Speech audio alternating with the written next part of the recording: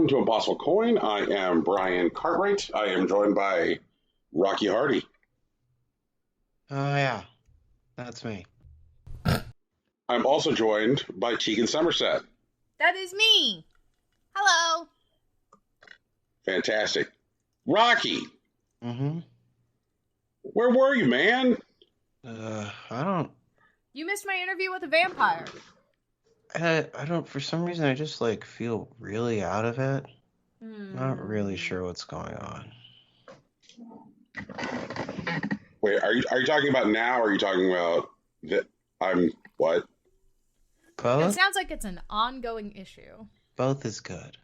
Both is good. Is this the result of an interaction with a vampire? What's this? Wait, vampires aren't real, guys. They're just in books, right? Yeah, they're totally just in books, but you did miss my interview with a vampire last week. The math is not mathing, guys. I mean, it was the first 20 minutes of the show. I know you edit the show. They know you edit the show. Did you just miss that segment while you were listening back? Tepesh is really a vampire? I mean, at least for the bit he was, yeah. I mean, he's a full-on ass vampire. We gotta... Y'all are both breaking the immersion of the show by not agreeing as to whether or not Tepesh is a vampire. I have already bought into this. How would I know he's a vampire? You edited the show! Tegan even conceded to being a vampire. She said she was a different kind of vampire. Mm, She said she was a motivation vampire. that's not real, right? Tegan, is that real? I mean, there are reasons that I am exceptionally productive at work. And they do not have to do with my level of motivation on the job. The thing that I thought was the weirdest about Baron Bob was that, he seems to be really, really into podcasting. When I think about, things that, are, the hallmarks of vampires, being really into podcasting isn't one of them. I don't know. That lines up for me. Here's the thing. You need to modernize your methods of reaching your audience. And unfortunately, late night radio is in the decline. So podcasting is the next best thing. I do actually know a number of radio hosts who have turned to podcasting recently. But Surprised if some vampires turn to podcasting. But why, though? What do you mean? It's a way to, show charisma while maintaining anonymity. You're allowed to, build a audience that will meet you at odd times of the night. I don't know. Doesn't seem that hard. It's almost like being a Twitch streamer. Yeah. Except you don't have to show your face. Yeah. You don't have to show your face. But don't Twitch streamers not even have to show their faces anymore? They can be like, whatever, I bought this software and now I'm a Muppet, Yeah, it's so weird that there are so many Muppet. vampire VTubers out there. Curious. Are you saying I have to have a vampire VTuber avatar? I'll do it. I will commit fully to this bit. Well, you know what? I will invest money in this bit. It's your business, Teagues. I hope you have fun with it. Oh, you don't agree? You don't think I should get a VTuber avatar that's a vampire, Nico? Oh, okay. Well, he has spoken. The Bean Boy has spoken. No vampire VTuber. Maybe for Halloween. Rocky, you have played video games. Oh, yeah, I still do that. Before I do want to pour one out for my fellow Final Fantasy XIV followers. The last live letter played last night, we learned that the game is being delayed 2 weeks. Shoutouts to OCP. They're going to be alright. I would like to formally apologize for every single retail worker who had originally asked for the upcoming time off that now is unable to be able to play Endwalker as soon as it drops because it's... Yeah, there's definitely a lot of people who are going back to their, employers, hey, my plans have changed. Can I have this week off instead of the one that I asked for before? And, poured a second one out for all of your retail brethren who will not be able to play the moment it drops because they're going to be working Black Friday. They actually pour double for them. They need it. Well, I think it's going to be, second week of December. It's not exactly Black Friday, but it's not much better. Yeah, that's really not much better. They filled in some blanks on some of the things they hadn't talked about yet. They revealed their new PvP, which instead of is a huge open world battle thing, like the thing Guild Wars tried to do, it's very much just Overwatch. Like, Oh. it's going to be 5v5. There's going to be a thing in the center you got to try to push back to your base. Well, I guess it's not exactly Overwatch because it's not like asymmetrical, which is kind of a bummer. I like the asymmetry. They're getting rid of all high quality like gathering gear. So like that's weird for like crafters and whatnot. They talked about what that means for the most part. But, you know, they showed a bit more about the raid. And because like the raid's being pushed back, I'm not going to be raiding till January, which is fine. Like, I don't need that on my brain during Game of the Year. Heck, Game of the Year is coming up. Yeah, right? Game of the Year is currently ruining my life, actually. And then I have to, let me see, it was crafting, PvP. Oh, there's going to be new housing, so that's going to be a nightmare. I'm going to try to wake up at 4 a.m. to get a house that I'm never going to get. Is it going to cost you real world dollars? No, that's good. But it's going to cost me 50 million fake dollars, which is, you know, ugh. Do you have 50 million fake dollars? I do, but it's like all of my money. But I'd have a house if I did it, so. That feels like the real life current economy for housing. I'll get up at 4 a.m. and I won't even go to the showing. I'm just going to start calling fucking Howard Hanna and see what's available and just place a blind bid. Yeah. Actually, if I remember correctly, I think they're doing a lottery with it now, as opposed to just like whoever gets to the market board first, which is nice. Mm-hmm. But like, you know, I have less control over that, and I wasn't winning in the first place, so we'll just see how that goes. Maybe I'll move servers and then I'll buy a house. You know, that's what people in California do, I guess. Like fucking whatever. Move to the Ohio server. There's fucking no one here. Oh my god. Oceania is supposed to be opening next year, and so good for them. They're gonna get a real server.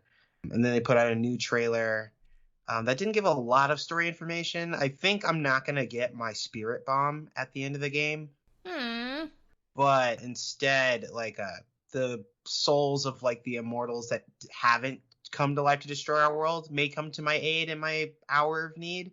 I just don't think it's gonna be in the form of a spirit bomb. Maybe it'll be a giant anime light sword, but you know. We'll get there when we get there.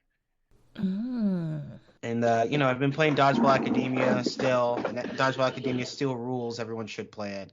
I was a little misled about the runtime, but maybe I've been goofing around a bit. Like, How Long to Beat says it takes about 8.5 hours to beat, 11.5 with Completionist. And I'm not playing Completionist, but I'm already at, like, 10-ish hours.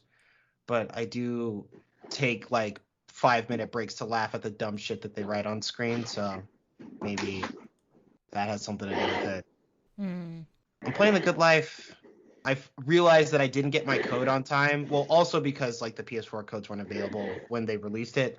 But also I hadn't done my backer survey.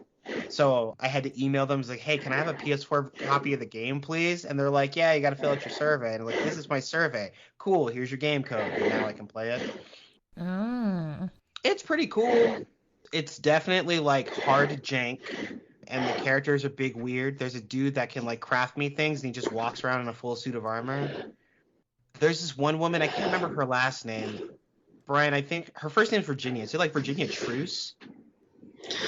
Yeah, that sounds right. Let me check. Okay. Well, Virginia is a woman that runs a tailor shop in town. And the main character is like a broke photographer from New York City. And she walks in like, kind of like touting, yeah, I'm a city slicker. How do you feel about that? It's like, damn, your skin looks terrible. You have bags under your eyes. Your nails are cracked. Does everyone in New York dress like shit? Like, it was really gross. Yes. Like, yes. She definitely like comes for your throat and she does not stop. And like, it comes from like the very, very beginning. It's like, damn, why the fuck are you such a bitch to me? It's like, I just feel like we're going to spend a lot of time around each other. It's better to just not pretend. And I think she's also like a beauty blogger.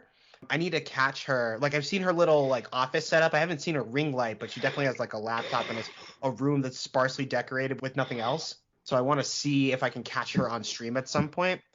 Yeats. Her name is Virginia Yeats. Thank you. Turning into a cat is kind of cool. You're able to like murder vermin, which like makes it easier to secure meat to cook your food with. It saves me a lot of money. One thing that I did notice is that there was like a story quest where I had to follow like this woman on the super like Saiyan wheelchair or whatever. And she comes across a badger and then she talks to her wheelchair and tells it to activate like alpha mode and then she zooms off. and then the badger chases me, and I'm just stuck wondering that if I had shown up in that cutscene in cat form as opposed to human form, would I have ended up in a boss battle against the badger? But, you know, these are questions I'm probably not going to get answers to anytime soon. But there's a lot of neat stuff to fuck around with. I look forward to fucking around with it more. And I think that's pretty much it, at least so far. It's weird and, like, broken and silly, and I'm along for the ride. Weird and broken, but good? I'm not sure if I'm willing to call it good yet, but it is neat. That's fair. I'm interested in the experience. I'm not sure if I like it yet. Okay. I mean, something can be good and you don't like it. That's true. That's fair. I don't like a lot of things that are good. The game is definitely not mechanically sound, and it's also not super, like, welcoming or handholdy, but it is deep. There are a lot of things to do and explore, and I'm not sure if that adds up to good yet. Okay, that's fair. Oh yeah, I wanted to just briefly talk about this. It's not exactly news because we've been talking about Netflix getting games, and they have added 5 games to their Netflix mobile app where you can just like play them. One's like a car simulator, 2 of them are Stranger Things or whatever. So this is like their pilot program, their proof of concept. So we'll see how this goes. And next week, I'm going out of town, so I'm not here. But I will be with Tensei 5, and I think outside of that initial weekend, I'm going to be playing a lot of it on stream because I think that's something I would like to share with people. Coin. It looks hard as fuck, but really interesting and like wild. And it does all the Shin Megami Tensei things right. One of the things that it does probably the best is it like refuses to center the player character as like a plot armor like anime MC. Which like can sometimes not be fun, but it feels a lot more honest. Like the game will say fuck you because like the world is saying fuck you to everything. It's not kicking you because it hates you, it's kicking you because you happen to be here. Like this is a difficult place to be in, and if you figure it out. I think that's interesting, especially in RPGs, which like go their way to like bend over backwards to make sure that everything works out for you. So I am interested in digging into that experience, and I'll have more to say about it in the coming weeks. And that's the stuff I'm prepared to talk about right now. That implies stuff that you're not prepared to talk about. Always. You know, as Game of the Year draws nigh, it occurs to me that, like, there's very little left I feel like I will need to touch before we dig in. And I have so much shit to do. I think that my, like, Game of the Year need... that occurs to me. I did play a video game this week. Holy shit. Anyway. I'm not smart. I knew you played something, like, other than your zoo game. I do want to hear how that's going again, but... That is the dirty part of the confession. Tegan knows what's fucking up, is that, like, yes, Brian needs to not just find time to play video games, he needs to find time to play video games on top of the time he's already devoting to Zookeeper World. I'm within striking distance of getting my zoo where I need it to be. Are you? I really am. Also, I did actually edit the show last week, and I just want to issue one correction. Brian's initial goal that he stated on the show, top 10. It was top 10 zoos. Top 10 zoos. But last week, Tegan repeatedly stated that his goal was top 100, and he did not correct her. I mean, to be fair, I believe you have to get into the top 100 before you can get into the top 10, so... This is also true. Yeah. Stepping stones, but also, yes, I did forget it was the top 10. I want Brian to have the number 1 zoo. Tegan?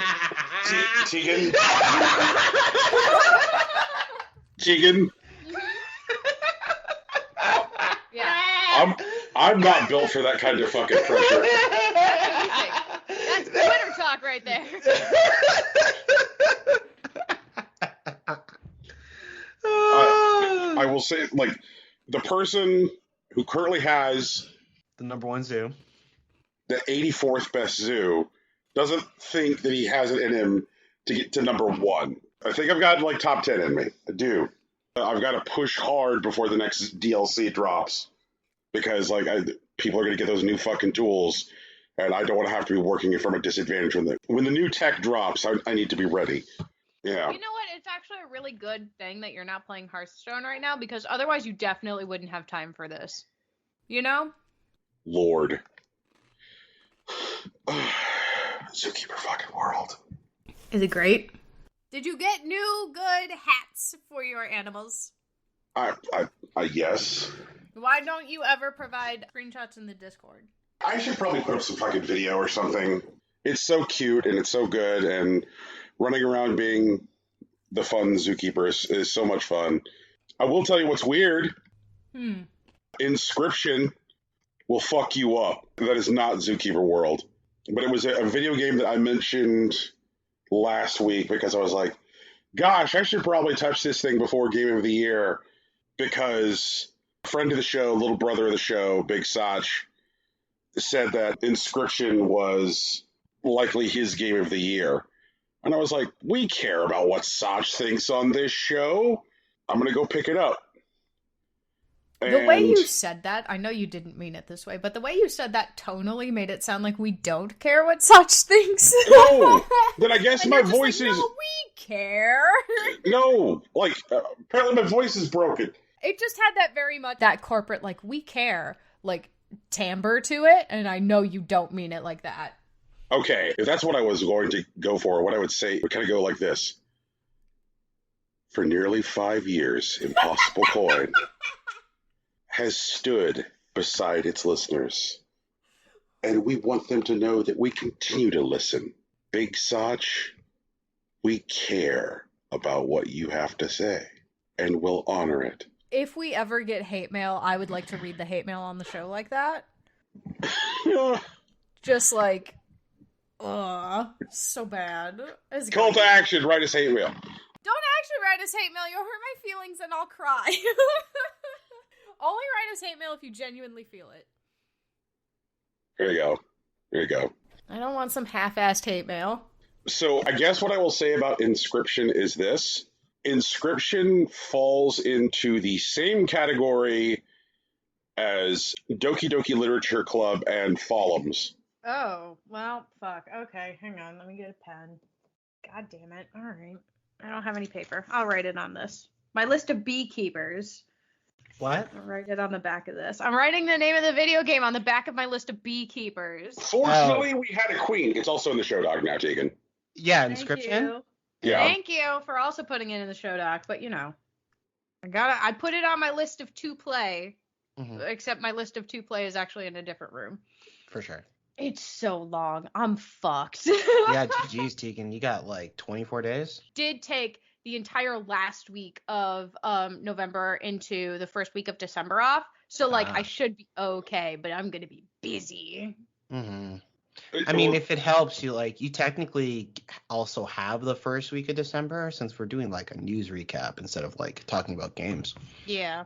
The thing that has me scared is now that I've played Inscription, I have 3 games left that I feel 4 games left that I feel are must play before Game of the Year.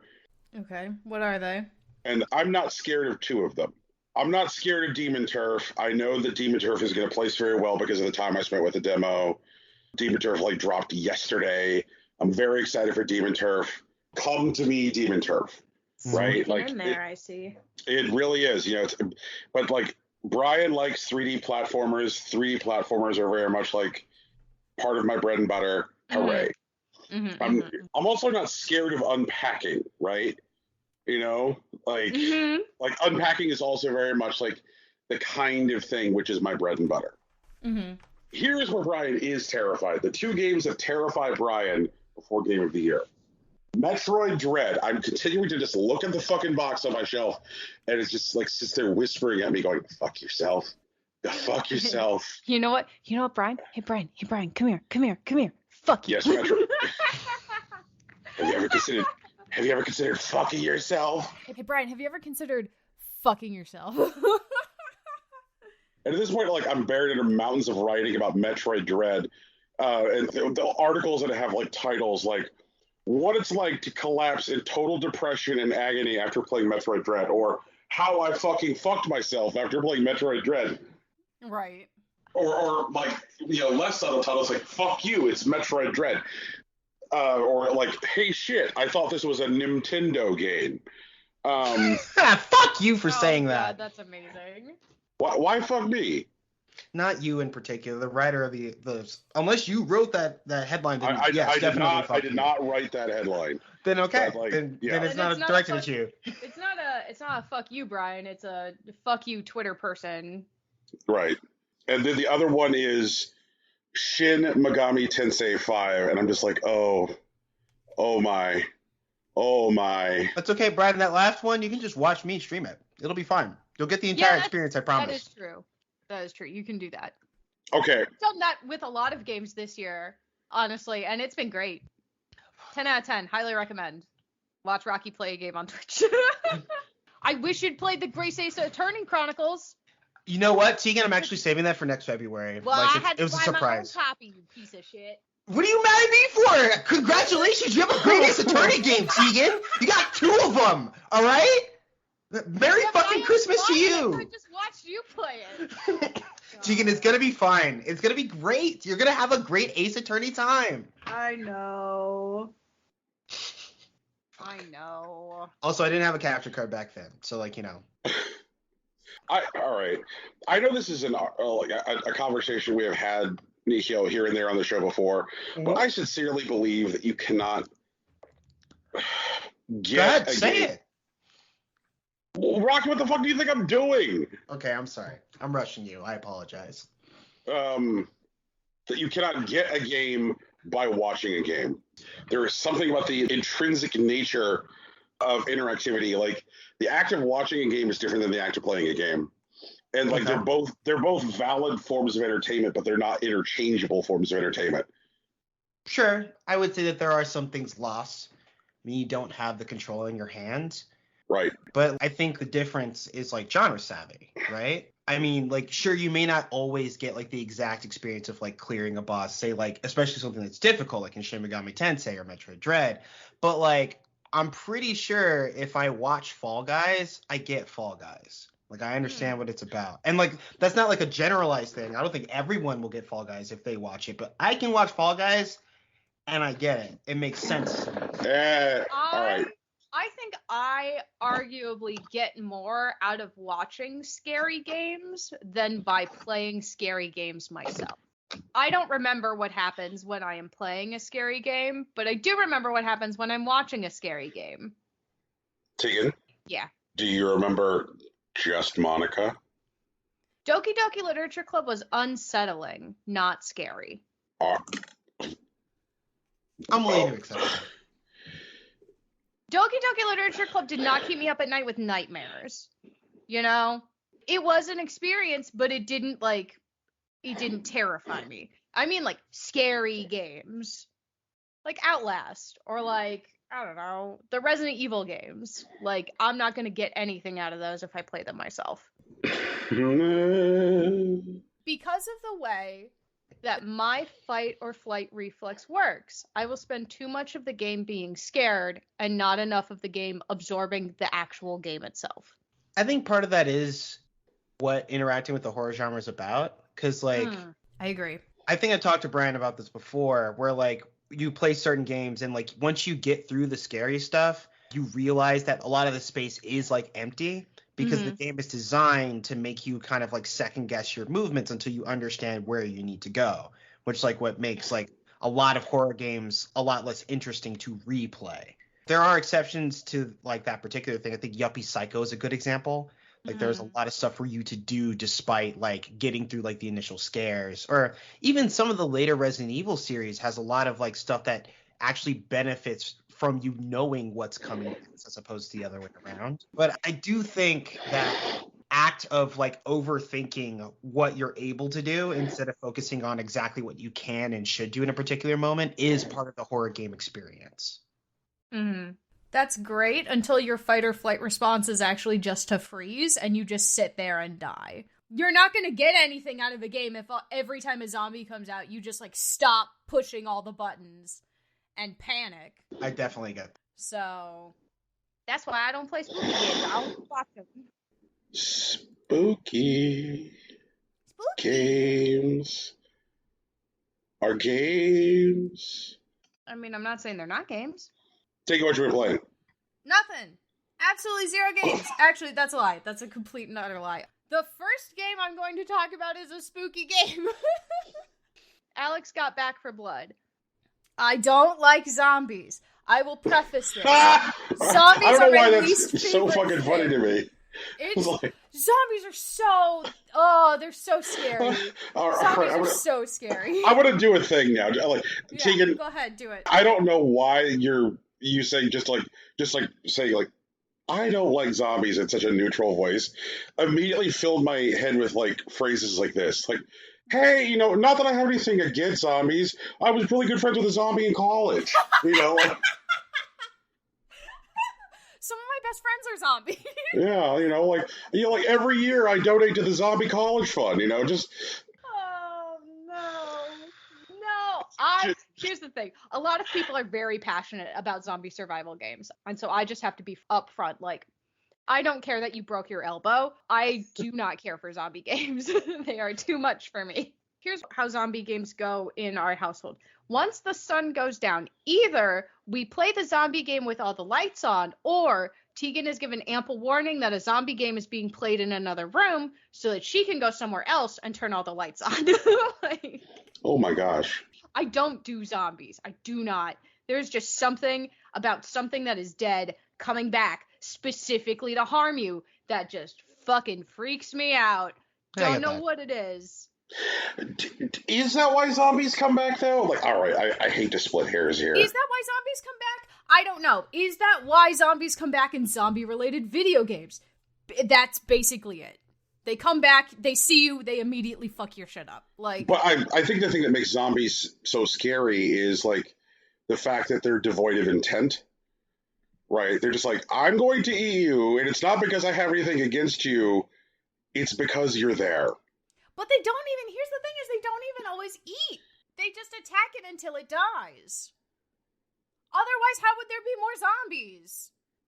If zombies consumed everything they attacked, there would be no more zombies. There would be one zombie, it would eat everything else, and that'd be the end of it. Right? And that's not how zombies work. They just fucking beat you up, and then they stop attacking you because their AI fucks up, and they go attack the other living thing. Their intent in games is to hurt you. Anyway, we're playing Back for Blood. Mm-hmm. And it is a time.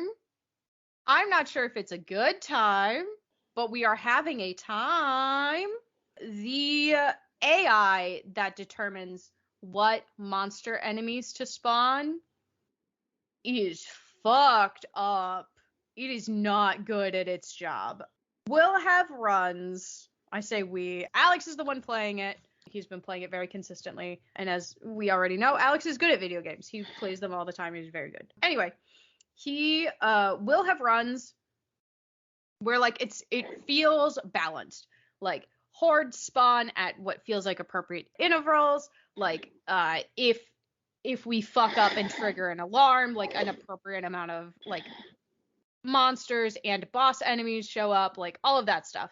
And then we'll have runs where you open the first door on level 1, you haven't obtained any upgrades yet, and there's like 5 boss level zombies chilling, and then for no reason a horde shows up. Oh, good. This will be on like easy mode, not even like on the hard mode, on easy mode, 1 person, 3 bots, and it's just like, hello, here they are. And then the bot AI for like the other survivors gets stuck in a doorway, so one of them never even leaves the safe room and is teleported to you like 10 minutes later, dead or something. Like it's so weird. It's Incredible so jank. From what we can gather online, like we aren't the only people having this issue where like the spawn rate for different stuff just seems completely random and not at all based on like how far you've been progressing through the level, how easy of a time you had last time, what kind of upgrades you're getting. Like none of that matters. It's just like, today I'm gonna spawn you 2 ogres, which are like the biggest ones, and like you don't even kill them, you just get them to half health and then they leave.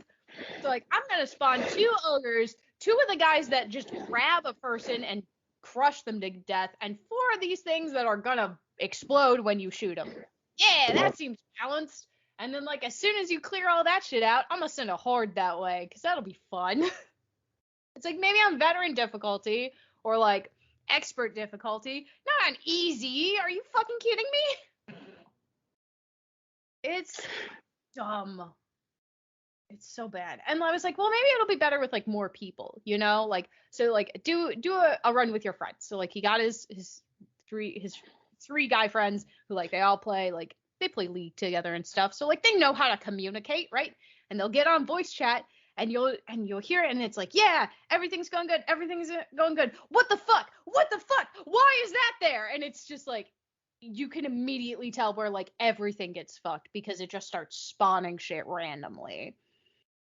It's weird. I don't know why. And from what we can see online, basically the change in the way that, like, the AI that's to spawn, the reason for that change to make it, like, more difficult is because people who were playing the beta said it was too easy.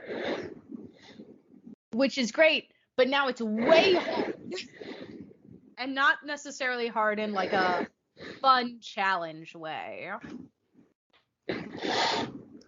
Yeah, it just seems like, to use a term, the Dark Souls 2 kind of way. I don't want to agree with that because Alex has beaten Dark Souls 2 multiple times. Sure. But it does feel like specifically a fuck you way. And, like, there were...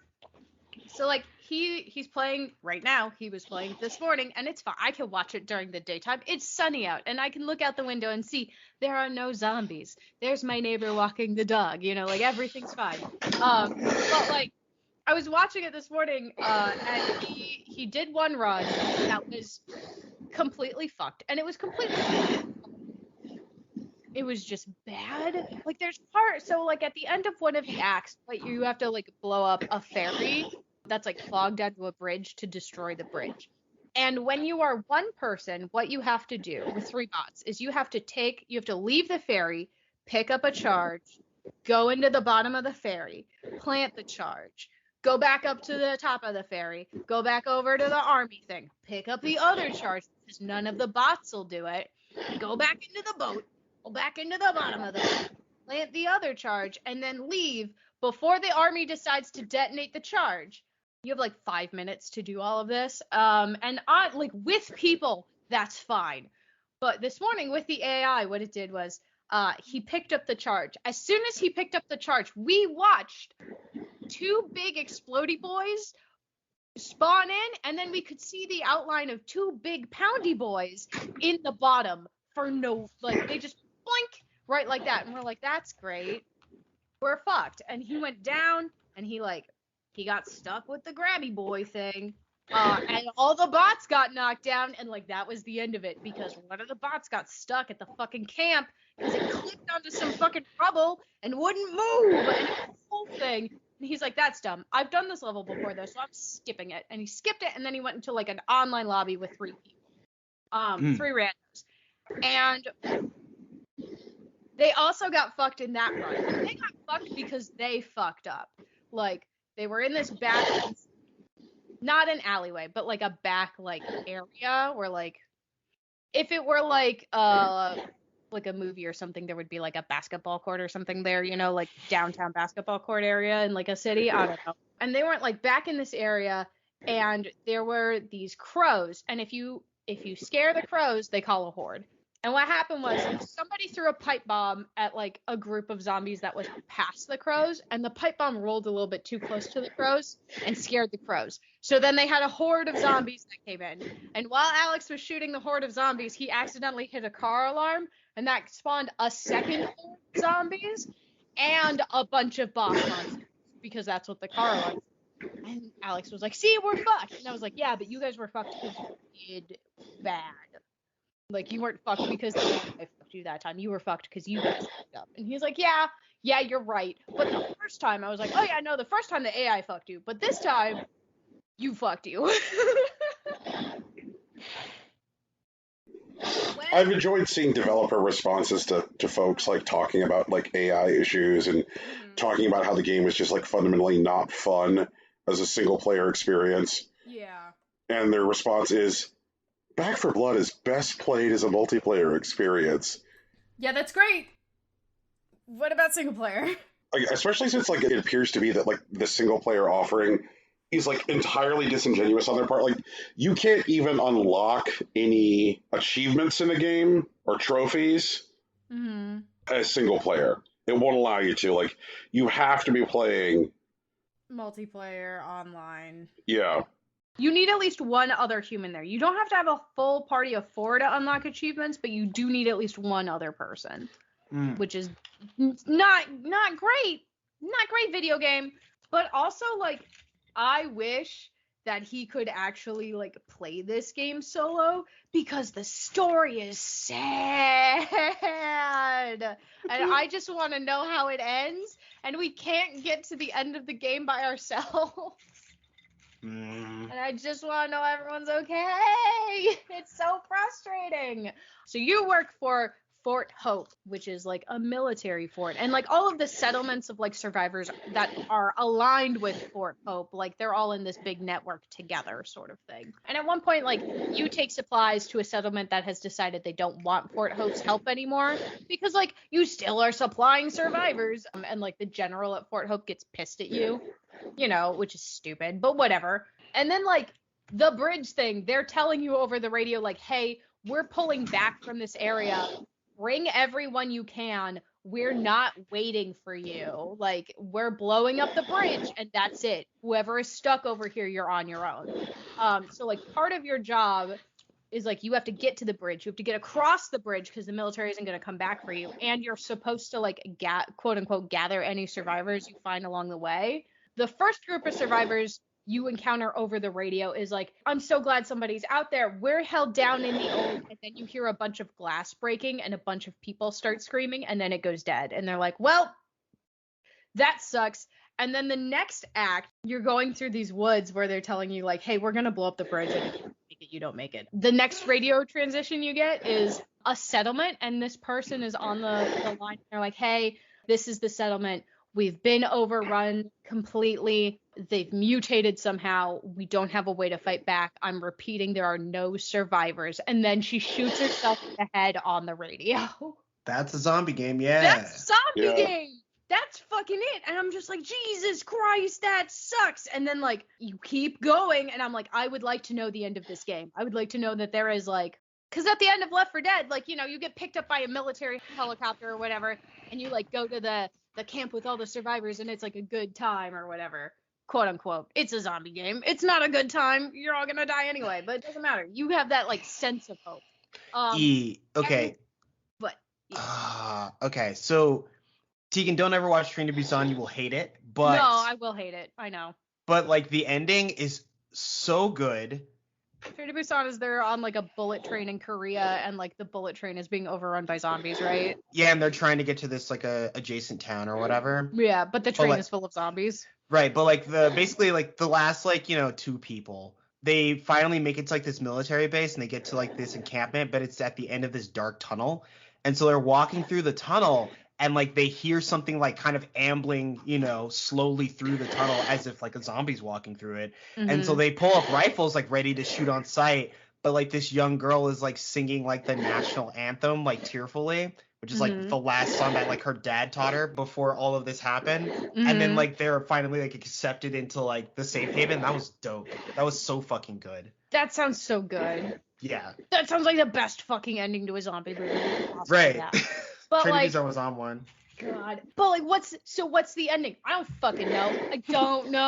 I don't know. These people seem like, honestly, because the military is in on it, like you have access to military guns and like all of the ammo you could fucking ever want. And if you're playing by yourself or with like at least one bot in the party, the bot will randomly spawn ammo for you sometimes if you are completely out of ammo, which is nice.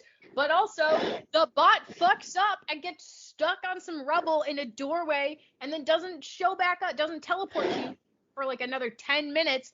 and it teleports with whatever fucking zombies it was around at that time. So it just fucks you up anyway. Like, it's such bullshit, and it's really, really frustrating because I just want to see the end of the game. I just want to know that, like, the survivors that they rescue along the way, kind of stuff. I want to know these people are, like, okay. They don't have to be great. They just have to be okay. And, like, everything about this is fucking depressing. Like, you go through some of these, like, abandoned shelters, and you don't really know entirely if, like, these have just been overrun or if the people evacuated first or what. There are these, like, brownstone neighborhoods where everyone has ripped the fencing down between their houses, and they, like, build it up around them, and they're using all of their backyards as, like, a big communal garden. And, like, all these people are gone.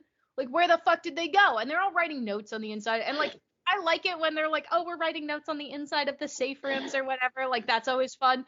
But, like, they're writing notes on the inside of their apartments. Like, don't go into apartment 1B. They got fucking bit last week, and no one's seen them since. Just don't open that goddamn door, or if you do, make sure you have a gun. Like, oh, shit. These people are, like, genuinely looking out for each other. And, like, it's just fucked. It's just fucked. And there's no indication that, like, good is happening. The cops get overrun at one point. The cops are like an armory, and like one sergeant's hand is like used as like a bioscanner to get into the weapons thing, and the military's like, that place went dark. You have to go find him or find his hand so that we can open the fucking thing. And I'm just like, why would you ever leave a biolock on something in the middle of a zombie apocalypse? What happens if your hand gets eaten? Are you kidding me? How do you get back in at that point? Like, fuck, that's stupid. It's so frustrating. So frustrating. Because the AI is so bad. Because, like, whatever the thing is, decides what to spawn is so mean. I genuinely don't have any hope that I will reliably be able to see this entire game. So I'm just never gonna know what the end is, and that's gonna make me feel like shit. I'm just gonna have to look it up. I'm just gonna have to, like, and not like look it up and watch someone play through it, like look for a write-up of like, this is how the game ends. Which is stupid. It's so frustrating. I mean, Alex is gonna beat the game too. Alex is gonna beat the game, but he will beat it while I'm asleep. Or he'll beat it like while I'm not in the middle of the night, when I'm like, I can't watch you play this game right now because like it's too spooky for me. And then like he'll be replaying it again, and he'll play the same 4 levels that I've already seen, and I'll be like, what happened? He'll tell me, but it's like, that's not the same, you know? Alex, if you listen to this podcast, just record the ending of the game. Jesus. Alex, just do a clip of the ending of the game, please, so that I can see it. Show it to me later. Just want to know what that last cutscene is. It's so stressful. Everything is so sad. That's another thing I don't like about zombies. They are hopeless, and like that sucks. Games where the entire thing is like, all hope is lost, fuck off, and like the entire time you play that video game, you're like, oh no, it's not, and then it's like the more you play it, the more you're like, yeah, no, there is no hope. Like, what the fuck? There's already no hope in this world. Let me have hope in my video games. Fuck off. Anyway, so that's Back for Blood. Any questions? So, like, the characters such as they exist in the game, Yeah.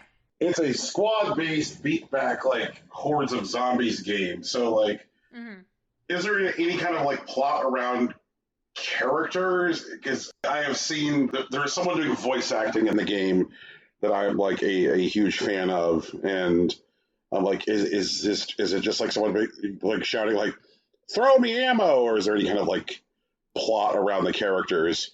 Each character, there's like 8 or 10 like unique characters that you can get. Each of them have like a little blurb of a backstory, and they do tell you more about them like as you're going through stuff in like the quiet moments. Right. They all have like little quirks and that sort of thing.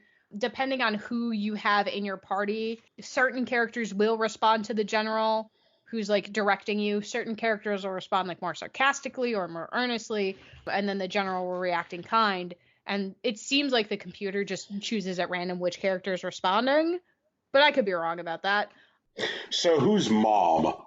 Mom is like, how do I describe her? She's like an old, hardy trucker lady. Like, that's her vibe. I don't know if that's what she does, but like she definitely has that, like, hang on, I gotcha, you know, like, kind of toughness about her. Mm-hmm.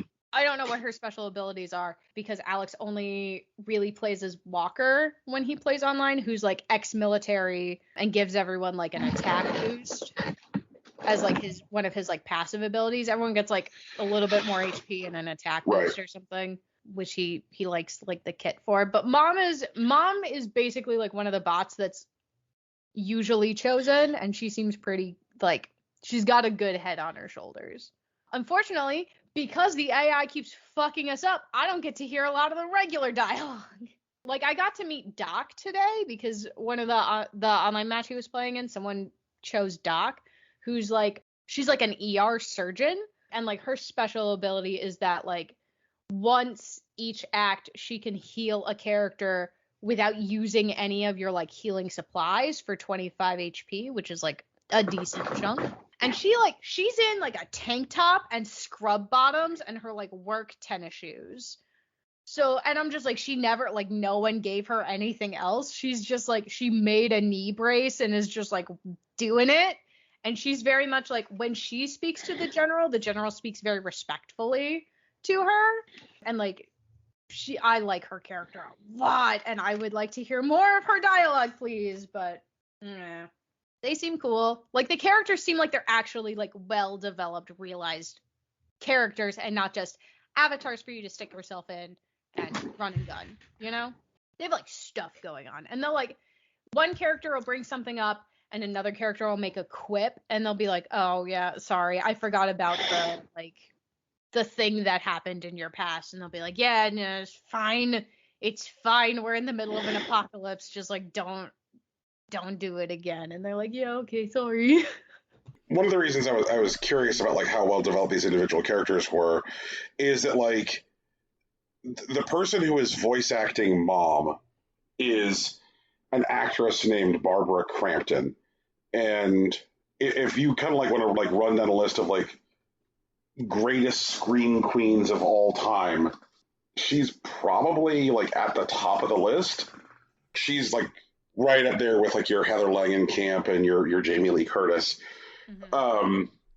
And she's had like this amazing career. Recently she's had this like real renaissance, and like I love that, because like I love seeing like Hollywood deciding that it can't get enough of like, you know, an actress who's over 60 years old. Like that's fantastic.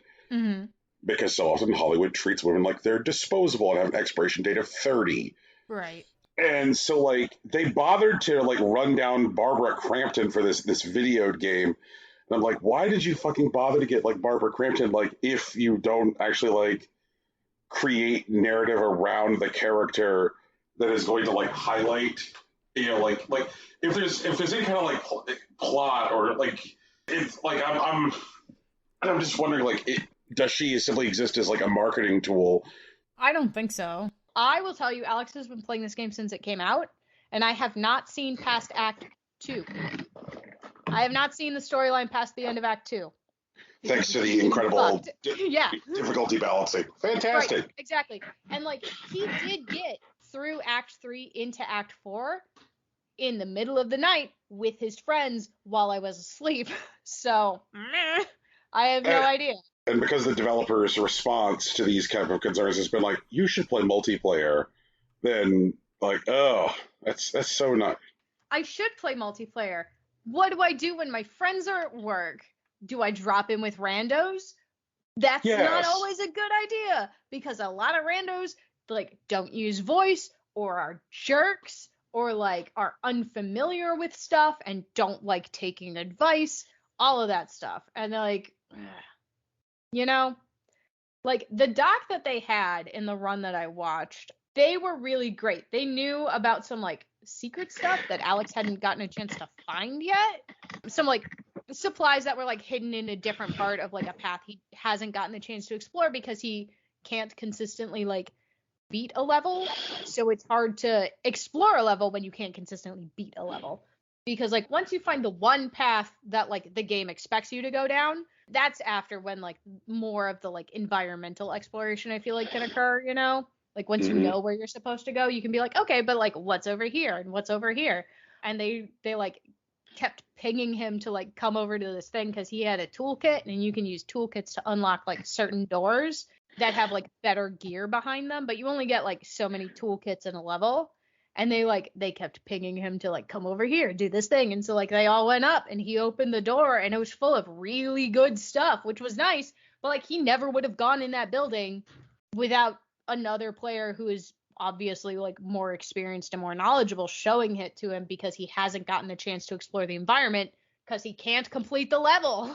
And like the main solution that people have found are like other individual players are like, well, you just have to get better cards. But the cards are randomly dropped as intel throughout the levels, and not all the cards are good.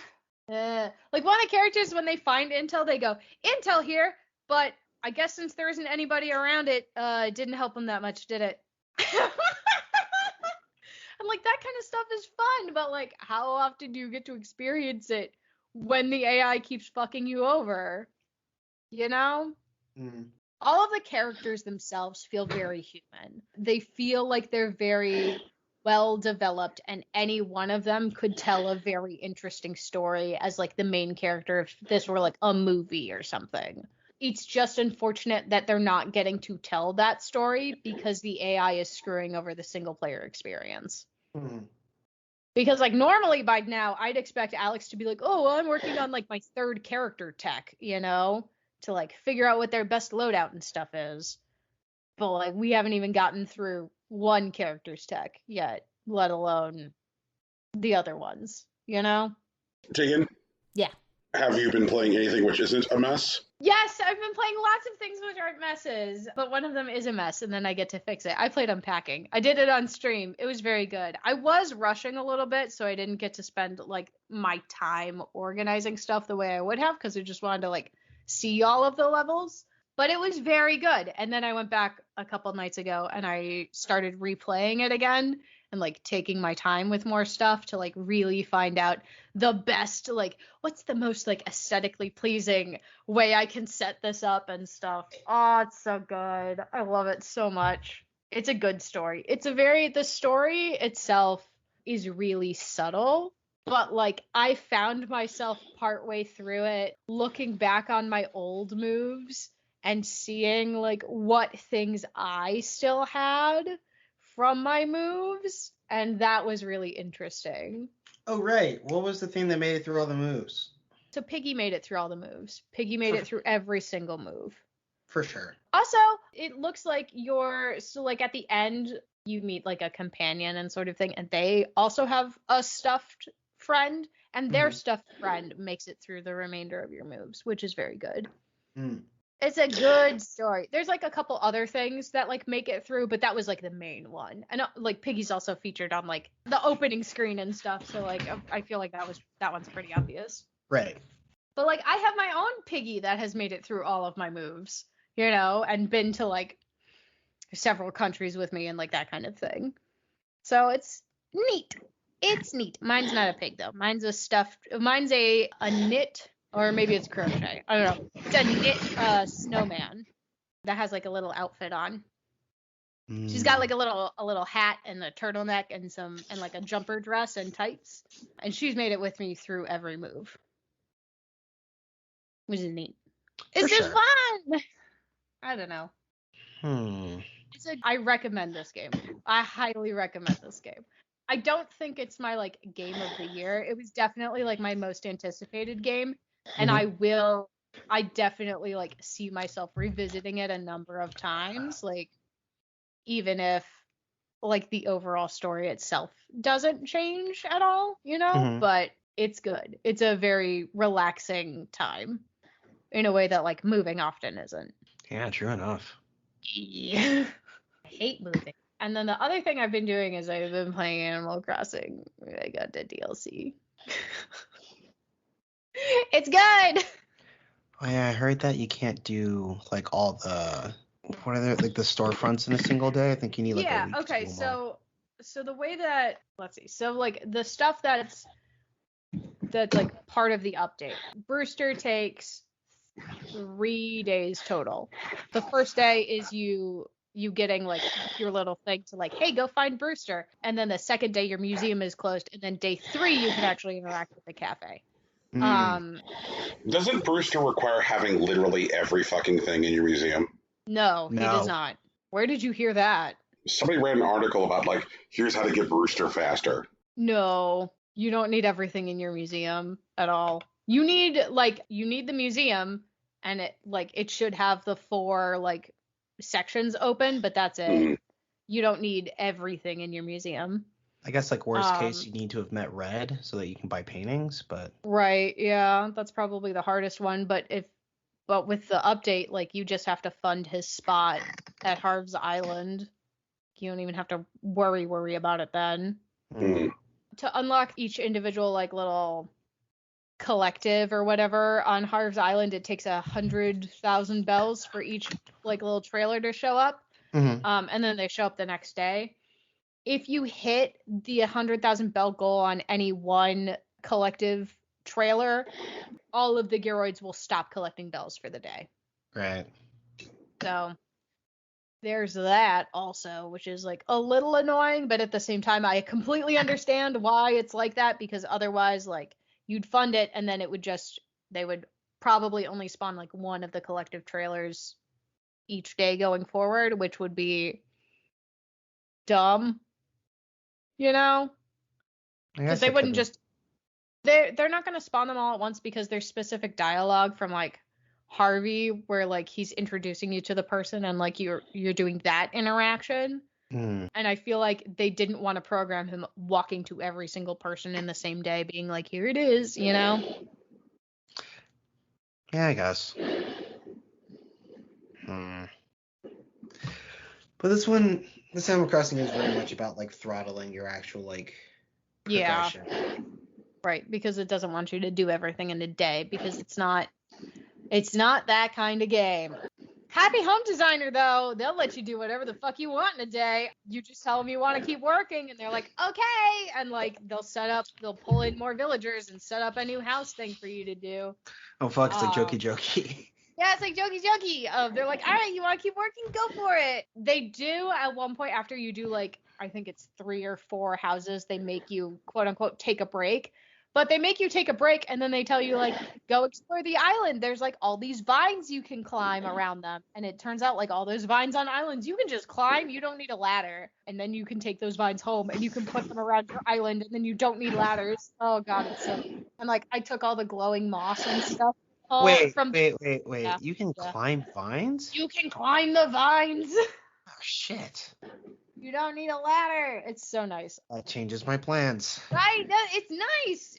It's aesthetic. You can make ladder points aesthetic if you don't want to have just like the ladder kits around your island or whatever. And I took all the glowing moss too. Like, you just pick it up like weeds. Sure, I could sell it like weeds, but I'm gonna put it around places. I set up like a new campsite and stuff. I moved my campsite from like a little island, that like little island outcropping that you have. I moved it from there back into like my forested area. So now it's more like a cabin sort of area instead of like a beachy area. And I'm still working on like reorganizing my villager homes and that sort of thing. But they lowered the cost from 50,000 bells to 10,000 bells to move a villager house. So, like, I can just do it now. Your first storage upgrade, though, does cost 700,000 bells. Which is a lot of bells. But it's fine. I'm just excited. I'm having a good time. I really like the Happy Home Designer stuff.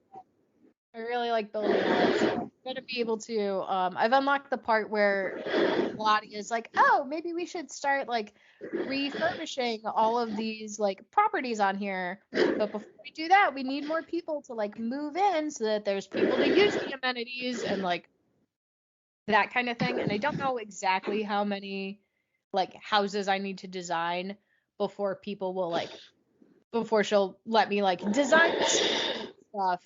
But, like, that ball is already in motion at this point, so I feel like it shouldn't be there'll probably be a point where it's like, oh, come back tomorrow and all the paperwork will be done, or whatever, which will be fine. Mm-hmm. Then it's just fun times. And if you get, so like while you're on the Happy Home Island, one of the things you can do is you can buy souvenir chocolates. And if you bring the souvenir chocolates back to your villagers, you can design vacation homes for your villagers. You're just like, let's go. And it just goes, okay, let's go. And then it just flashes you over there essentially, where it's like, here we are. Ha ha ha. Now I can design you a house. It's neat. For sure. I designed one for Flo because she's one of my first villagers and I haven't let her leave yet because, well, first of all, she hasn't asked to leave, but I don't have her photo yet and I would like her photo before she leaves. And like, she wanted like a rock studio. And so I made it look like this little like penthouse suite where there's like a spot for a band to perform and also like a little like gaming casual setup and stuff, and I really, really like it. And now I'm just like, please let me redesign a regular home. I need to do so many of these so that Nook will let me design my villager homes. Flo deserves a better home. She's got all that like wood block furniture, and she's so much cooler than that, You should just give her stuff, just like constantly until she like replaces everything. God, I do, and it's just she won't replace everything. Really frustrating. I would like her to do that. Please. Please. She deserves it. But that's been my experience with the Animal Crossing updates so far. I'm having a blast.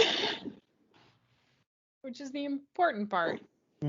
Other than that, I do have a little bit of like exciting me news. I'm going to be on a Twitch tabletop role-playing game session that's going to be set in like the Donkey Kong country, so that'll be fun. Details for when that will be forthcoming because everything isn't set up yet, but I have been invited and I will be accepted. So, or I have accepted, you know what I mean. I'm gonna do it. It'll be fun. But yeah, that's it. That's all my games. I played so many games. I got so many more games to play. It is that time of year. I gotta play Ace Attorney. I gotta play Chris Tales. I gotta play Life is Strange True Colors. So frustrating. Too many games. There's too many of them.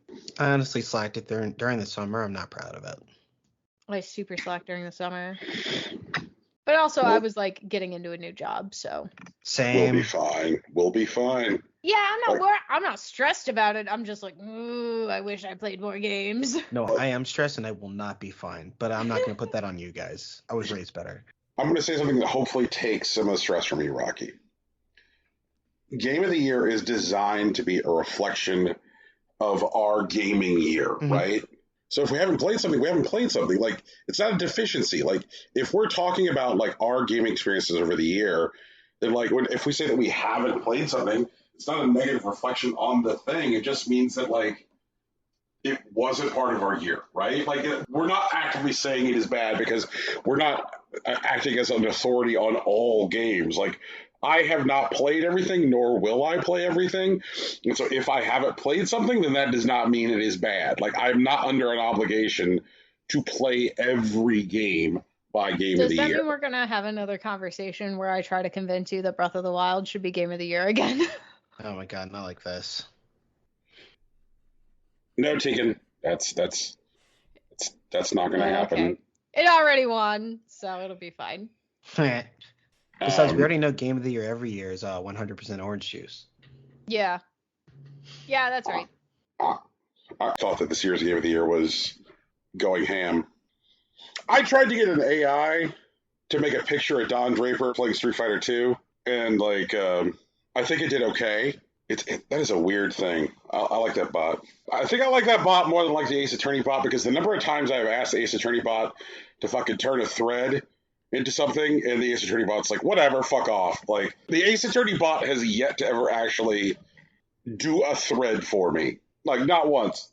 Sam, why you would have a vendetta? That makes some sense. Yeah. Are you making sure to pay your lawyer fees before you contact the Ace Attorney bot? Are you secretly in Ace Attorney lawyer money debt? Tika, that's not a real thing. I'm just like that, and there's another bot which is like Chonky Toad Dances Too, and I've also asked for Chonky Toad to dance to things. Chonky Toad has never danced, not once. Okay, well, Brian, I'm just gonna say this. I definitely don't have Chunky Toad or Ace Attorney debt, but I've definitely gotten both of those bots to work. I do the thing, I follow the instructions, and then nothing happens, and I'm like, all right, perhaps you should fuck off. Oh no. They don't say that. You know they don't no. say that, Brian. I mean, they may be Right, not because- responsive, but don't put words in their mouth. That's all I'm saying. No, I'm saying fuck off. Like, no, not the bot. Like, just say, it was like, I am a bot. I respond to request. Unless I don't, then I just don't. Whatever. This guy really wants to, see Chunky Toad dance to Buck Bumble, but fuck him. What does that mean? Buck Bumble? No, I don't. Buck.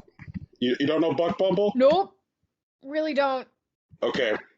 So there was an apex of video game music that was achieved on the Nintendo 64, which was the theme to Buck Bumble. And if you're not on board with the theme to Buck Bumble, you're just not living your best life. Let's see here. This is very important. I'll make sure to share this with our audience as well. That's what happens. Did it rip? That's what happens. Did it rip in a piece? That's really terrifying. What happened to the person? And sometimes you just want Chunky Toad to dance to the Buck Bumble theme, right? You just want that. Okay. And they're like, no, you can't have that. That's not for you. I mean, what? Making the... Let me find this Chunky Toad dancing thing.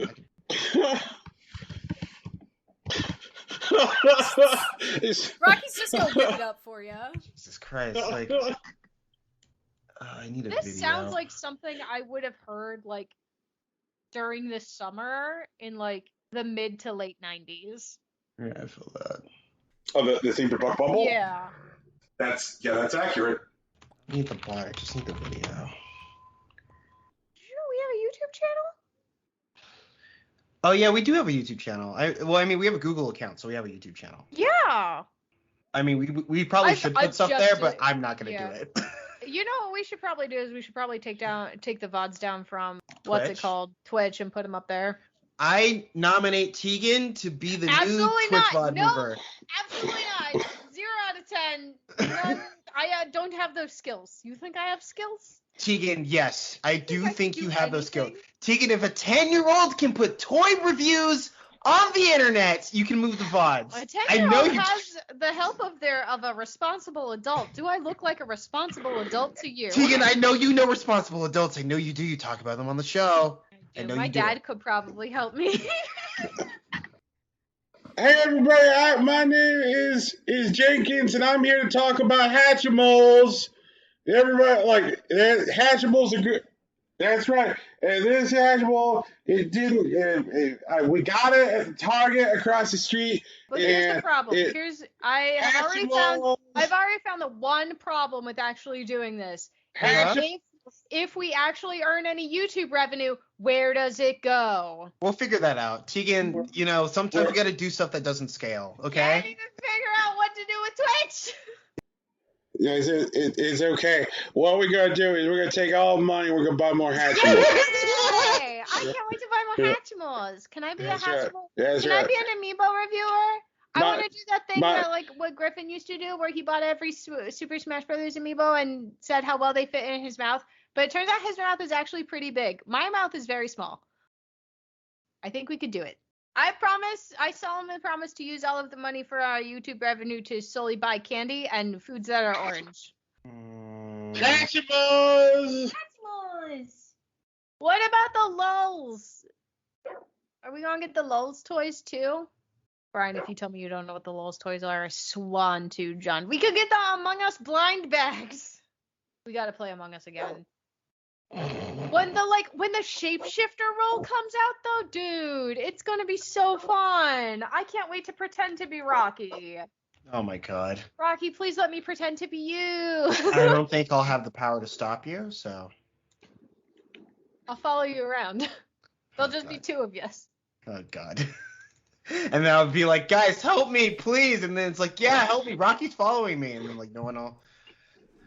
Tegan will definitely perfect her Rocky impression. I'm screwed. GG's. Brian, do you want your video in 1080p or is 720 fine? 720 is fine. Yeah, I'm not picky. So glad this is the best radio. Oh, yeah, I'm realizing now that you guys are just waiting for me to do this. Oh, I'm waiting for somebody to say we're going to news. Sometimes when the Hatchable doesn't come out, I have to get my dad to kind of like start it. Sometimes the plastic's really hard and I'm not allowed to use the knife. My dad has a pocket knife and I'm not allowed to use it yet to like open it. So sometimes my dad has to come and he has to cut the plastic for me. He has to start it. Sometimes I can't punch the hole in my juice box very well because like the stuff is like stretches and I can't do it, so my dad does it for me. Thanks, Dad. I love my dad. My dad told me that everything is a Capri Sun if you try hard enough. Your dad's not wrong. Terrifying, actually. You just need a metal straw with a pointy end. If you can't find a metal straw with a pointy hole on the end, all you need is a table saw and a file. Don't do that, by the way. Don't do it. Hatchimals! Jesus. Would anybody like to talk about the fucking news? I would like to talk about the fucking news. Right. I would also like to petition Rocky to cut the Hatchimals segment. No! God damn it, no! All right. Tegan, do the first news story. I'll go after. Okay. Now, anyway, so Gary Bowser, my news story. Gary Bowser, who is definitely not the CEO of Nintendo because that person's name is Doug Bowser. Gary Bowser pled guilty to piracy charges against Nintendo. Yeah. So remember last year we covered a story about Team Executor, which was a hacking group that sold software and hardware for like Nintendo consoles and stuff. And well, like simultaneously arguing that like they are simply advocating for like homebrew programs and consumers' right to repair their own property and that sort of thing. And Nintendo of Japan said, haha, no, and sued them. Remember that? I do remember that, yes. Okay. Yeah. So last year, while they were trying to sue them, the U.S. government got involved and they launched a formal criminal investigation, which we did cover, but they only launched it into 3 of the 12 guys who were supposedly all running the company. 2 of them were caught. 48-year-old French national named Max Laurent and a 51-year-old Canadian man named Gary Bowser. They were arrested late last year. Bowser was in the Dominican Republic, extradited to the United States. Laurent was arrested abroad, but hasn't been extradited to the United States to stand trial yet. So Gary Bowser, originally claimed, I'm totally innocent, but he has since changed his mind and he's pled guilty to conspiracy to circumvent technological measures and trafficking in circumvention devices, which both carry a maximum prison sentence of 5 years. So he's going to be in jail for 10 years at most. Yay! Yay? I don't... it sucks. Like, sucks for people who like support emulation. Sucks for people who are into historical game preservation. Agreed. For a corporation, but also their recent emulations of their own games is bad, so it doesn't feel good. You know? Yeah, it really doesn't. It's like one of those things where like I feel like in a different week or a different month, Nintendo might have gotten more general support for people like, oh, well, you don't have to carry water for Nintendo. But it's like, Nintendo, you can't even emulate your own fucking games right. Yeah, like, especially after the, like, Nintendo Online, like, the N64 drop and, like, games being an absolute shit show on that, like, it really feels like a bad time to be like, yay, they shut down the games torrenters. Like, nope. No, I don't think I agree. Sorry. And like this is of course coming off the back of Brian and I having that big discussion about how like Nintendo feels like it's turning into a traditionally corporate evil entity instead of being a shadow corporate evil entity with a very nice face on. I would like to take this moment to acknowledge what I call like evolving positions. I'm pretty sure that if we were to travel in the Wayback Machine and do this same story some period of time ago on this show, Tegan would have been like, yeah, well, you know, Nintendo has a right to defend their IP, or this isn't that bad. Yeah, that absolutely tracks for me. Like, yeah, it's only 10 years, and Nintendo does have a right to secure their own IP, but like, you know, like maybe he shouldn't have been doing anything wrong or something like that. Like, right. Yeah. Right. And it feels different to me, at least, like me of the past. It feels different to like say those things about Nintendo and at the same time be like, go ahead and pirate a Disney movie. I don't give a shit, because like Disney has more money than God, and it doesn't feel like Nintendo has more money than God. But like, yeah, not happy. Still not happy about it. Like, still ruminating in those feelings last week. And honestly, like, use this as an opportunity to express your own growth and admit that maybe you might have been wrong about some things, because like, I admit I might have been wrong about how much water I was carrying for Nintendo. And just for anybody who's curious, because I'm happy to provide this number. I'm curious. At Nintendo's last shareholder meeting, they discussed what their current cash reserves are, because that's the thing that stockholders want to know. How much cash... If the shit were to hit the fan. How much cash reserves do you have? Nintendo's cash reserves, so this does not include any assets. So this is not real estate. This is not any materials they have. Just how much fucking cash do you have in the bank? Mm-hmm.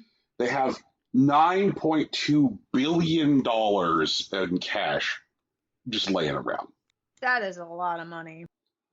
Sure is, right? Sure is. They have the second largest cash reserves of a Japanese company. That's pretty serious, actually. Who has the first? Toyota. Oh, yeah, okay. Mm-hmm. Yeah. You know what, actually, that tracks. Yep. I went to Toyota City. It's very nice. So, and that's what happens from being like such a like conservative, risk-averse company. Because a lot of times Nintendo will be like, nope, don't like that, and you just like put money away. But Jesus fucking Christ, this is the thing. And like, we have talked about it at length on this show over the years, which is that like the leading edge of game preservation are people developing emulators and people like finding ways to like make games run on devices they were not originally intended for. Mm-hmm. And that we are starting to like reach like the age where a lot of the devices that were being issued that had like disk drives are like starting to fail. We're seeing like lots of people talking about like, yeah, my Saturn finally died, my Dreamcast finally died, my PS1 disk drive finally died. And I think it's a thing that people just weren't anticipating or weren't ready to deal with, because there's like so many like cartridge-based systems out there, which are like these tanks, which are just still fine. But like as we start to like roll into systems which are reliant on like disk-based media, those are starting to fail, which means that if we want those games preserved, we need those games like ripped and running elsewhere. And Nintendo's just doing a very bad job of managing and curating their own history. It is just gross. Yep. Sure would like to work in the historical department for Nintendo. That'd be fun. Yep. So, like, there's a thing, like, we're going to take a brief, welcome to a new segment called Brief Detour with Brian. Rocky will tell you that this is not a new segment. It's a new name for an existing segment. But a lot of advancement in web-based emulation for the N64.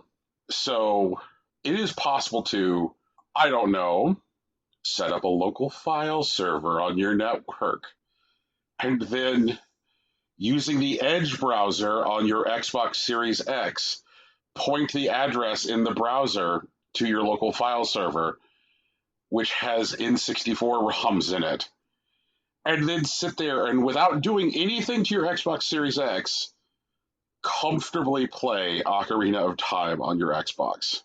I'm not saying I have done this. Mm-hmm. I'm just saying it is very easy to, like... You're just saying that if someone wanted to, the tools are all there. Right, which doesn't require, like, mounting any software into your Xbox, doing anything that would, like, damage the warranty. You're entirely playing it within the Edge browser, because that's how far, like, N64 emulation has come. And what blows my mind is that these web-based emulators for the N64 sure know how to render the fucking water and the fog effects in N64 games. Jesus. It might be worth some of y'all's time out there to, like, look up on YouTube web-based N64 emulation if you're finding the N64 emulation on the Switch lacking in both quality and title variety. Especially as, like, chip failure and battery failure become more and more imminent, you know? In, like, our older... If you manage to hold on to your original N64, your original Super Nintendo, like, that kind of stuff, like, the parts are still going to fail over time. So... Which is why the stuff that Analog does is important. Rocky. Yeah, I'm actually going to have to restart my computer for a bit. Nothing urgent. Everyone should continue to be chill. Please continue to do the show. Okay. Rocky fucking beefed it! Your fucking bug toad thing murdered his computer! That's amazing. We thank Rocky's computer for the sacrifice. So I guess what's going to happen is I'm going to talk a little bit here about... how do you say Ubisoft? Ooh. We're going to talk about Ubisoft? Right. According to the company, it's pronounced Ubisoft. Ubisoft? Yeah. Is that because they have no backbone? Some would argue they have too much backbone. We got to take it from them. Emancipate the backbone. So a better Ubisoft, which is a group of Ubisoft employees, has been campaigning for improved working conditions at Ubisoft, because there has been, like, a lot which has surfaced over the last several months related to, like, rampant sexual harassment, like, large pay disparities between men and women and non-binary employees, rampant pay disparities across race, like, absolutely, like, toxic micromanaging of employees. So, like, a lot of the same stuff we had from Activision Blizzard? Yeah. But somehow the story of Ubisoft being, like, an absolute shit show didn't, I guess, really capture the hearts and minds of, like, your casual, like, game consumers on the internet. I would like to think that the reason that the Activision Blizzard thing got so much notoriety is more because of the Blizzard segment. The, like, World of Warcraft, Overwatch, that whole, like, universe, you know? Right. And we're back. Huzzah! Brian has just started the story, so you haven't missed anything. Yeah. So the Ubisoft employees have created a petition, which is public facing, asking for support in getting changes from senior management. So last week, a better Ubisoft issued a statement writing, only yesterday Activision Blizzard committed to increase their number of women and non-binary workers by 50%, to invest $250 million to accelerate opportunities for diverse tales, and to release annual salary transparency reports meeting some of the ABK Worker Alliance demands. In just 3 months, it seems they have listened to the concerns of employees and acted on them. While our demands are not identical, many overlap and could be addressed through similar actions just as swiftly. And so from that point came the petition. So a week on after that statement, the group issued a statement on Twitter saying, 100 days ago, we signed our open letter and set out our 4 key demands, none of which have been met. So today we're launching a petition asking for our supporters to sign. And I think at this point, like, the biggest thing that I want to talk about is just, like, why hasn't game players and games media engaged with Ubisoft in the same way as they have Activision Blizzard. Like, there were outlets that said, like, came out and said, like, we're not covering Activision Blizzard things from, like, a game release standpoint or a game news standpoint until Activision takes steps. But, like, outlets that would make those kind of commitments about Activision Blizzard were like, okay, in another news, Far Cry 6 has ATVs, you know, things like that. Like, or like, here, you know, like, here's the exciting story of Danny Rojas on the island of Yara. Isn't this fun? Hooray! And it just seemed weird to see, like, media outlets taking, like, firm stands about, like, game coverage related to Activision Blizzard, but not doing the same with Ubisoft. And, like, I wonder if part of the reason for that, like, and here's where Brian has to get cynical for a second. So much of, like, Activision Blizzard's game release schedule is just, like, annualized content pushes for, like, repetitive content pipelines. Like, okay, like, what's this year's Call of Duty? Okay, what's the current update for World of Warcraft? Like, what's the new stuff for Hearthstone? Or, you know, like, what's the new thing for Overwatch? Like, a lot of times there isn't necessarily a new game to talk about for Activision Blizzard. It's, like, new content for existing pipelines. Like, where outlets say, like, we're not going to cover this stuff until changes happen at Activision Blizzard, doing it because they had, like, engagement numbers somewhere, or, like, oh, less people click on articles about, like, changes in this season of Call of Duty than they do on Ubisoft games. So, like, we can safely take this position and not lose much in the way of, like, reader engagement or viewer engagement. I wonder if we can ask that of the companies. I don't think they'd answer it. Like, why would they? I don't think they'd answer it either, but I think we should ask, you know? I think that's our job as consumers, to be like, hey, you said all this stuff about Activision Blizzard and how you're not going to cover their shit. Ubisoft is doing the same and more. Are you not going to cover them anymore? You know? Yeah, there's just been, like, zero responsibility on the part of Ubisoft. Like, and every step that they've taken along the way has been, like, designed to insulate and protect the people at, like, the top of the chain. I mean, I think that just means, unfortunately, they're doing a good job of it. Yep. It also helps that they're French and not American. I think that is also, like, part of it, Rocky. I think you're absolutely right with that. Like, I think that there is a measure, more than a small measure, of, like, you know, like, Americentric, you know, like, jingoist news perspective, and that, like, people love piling on Activision Blizzard because, like, so many of the individual studio locations are in the United States, and all the major names in the story are American names, and nobody's issuing press releases in French. And so, like, we're like, well, okay, I can digest all this, but, like, it's easier for people to call for the head of Bobby Kotick than it is to call for the head of Yves Guillemot, you know? I mean, it's entirely possible. Like, I don't read French newspapers. Maybe they are doing that. And it's just like, I'm not reading their papers. I don't know what's going on. I mean, also, like, because we are also an American-centric podcast, like, a lot of the news that is algorithmically surfaced to us is about American companies. Like, regardless of whether or not that's our intent. We have done a good job of covering Ubisoft on this show. Like, when there is Ubisoft news that happens, we have generally covered it. But the issue is that, like, there hasn't been enough. And, like, French media has, like, done a okay job. I do want to highlight that, like, French media did a really good job of covering stuff at Quantic Dream. If we want to talk about another French company which had, like, terrible workplace condition allegations emerge, and, like, we learned about, like, how fucking terrible, like, David Cage is. But at least there was stuff that was, like, happening, and I think it's because, like, Quantic Dream is a smaller company. Quantic Dream had less, like, insulating themselves, and so that was why we had all the, like, the news stories about, like, you know, executives from Quantic Dream on the stand in French court saying, like, can I lie on the stand? Like, actually asking in open court, can I lie on the stand?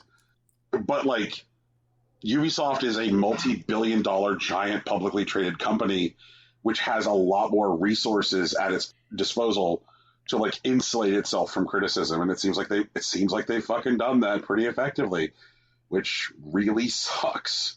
I think that we're not talking Ubisoft games here, like just talking Ubisoft games here until like there's some kind of like headway there. We did technically when I said we finished Far Cry.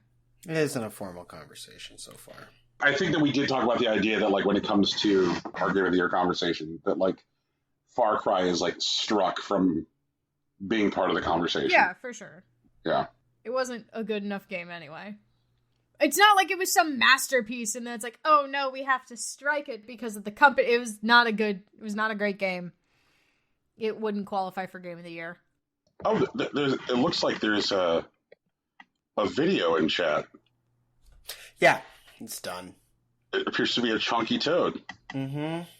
All right, so while Brian looks at that, while he's distracted, I need you guys to pay attention just for a moment, real quick. Yeah, okay, so Devolver Digital has gone public, and I don't mean that they've announced that they are other than heterosexual to the public. I mean that they are a publicly traded video game publisher.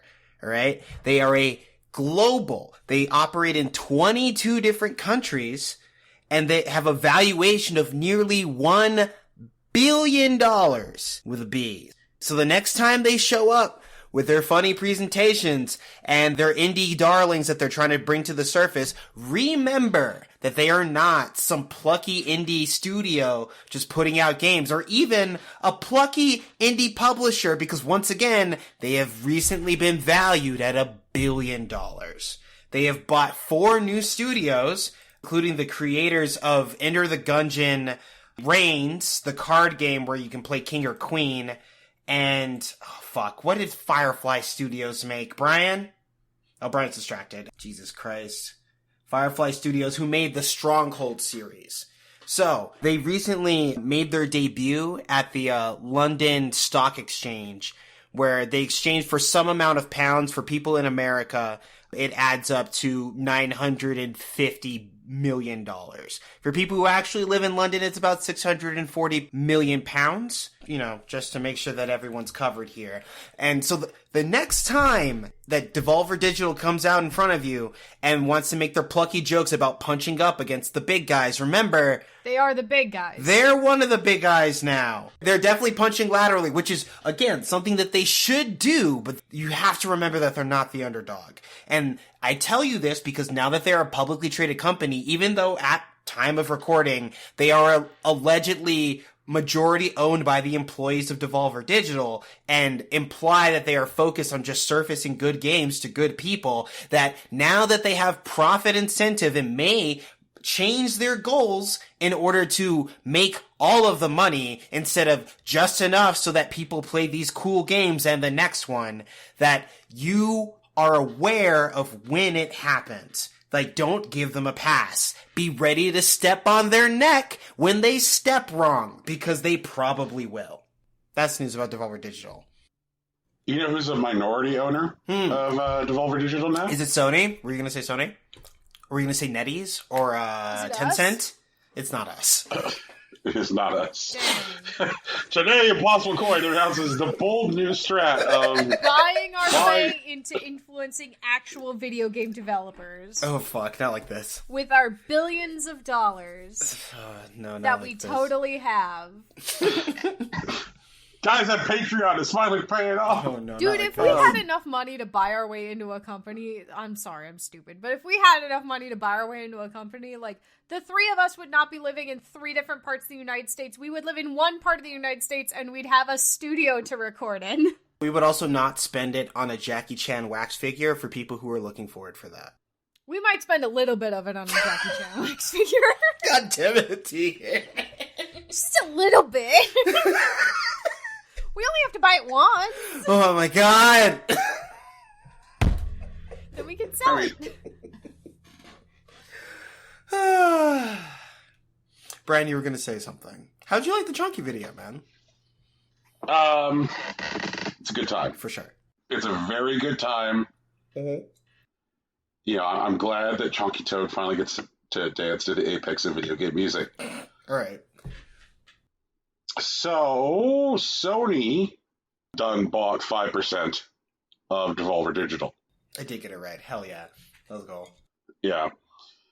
I have an absolute theory about this, which is that, like, Sony has for the last few years been asleep at the wheel when it comes to, like, how they're dealing with indies. And, like, I'm pretty sure, like, the way it worked is, like, Jim Ryan walked into an office and it's like, people like indies? Voice goes up at the end to denote question.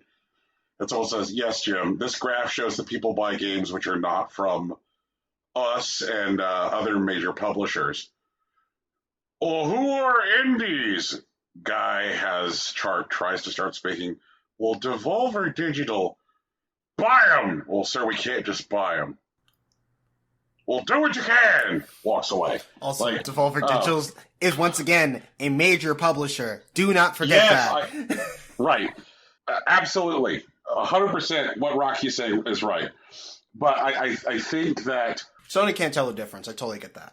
Yeah, that's kind of where we are. I wish I had enough money that I couldn't tell the difference between an indie developer and a major publishing company. God damn it, Tegan! That sounds so nice. That sounds like the kind of money where I wouldn't have to think anymore about things that, like, sucked. You know? Well, yeah, that's what. So you don't need Bill Gates money. You just need, like, Upper West Side, like, family of four money. Yeah. I'd have family of four money, but I am a family of one. Oh no, I'm a family of four if you include my fiance and my 2 cats. There you go. I am a family of 4. Got it. The new modern family. Me, the person who I want to get married to but can't because of a pandemic, and our 2 fur children. God damn it. Yeah.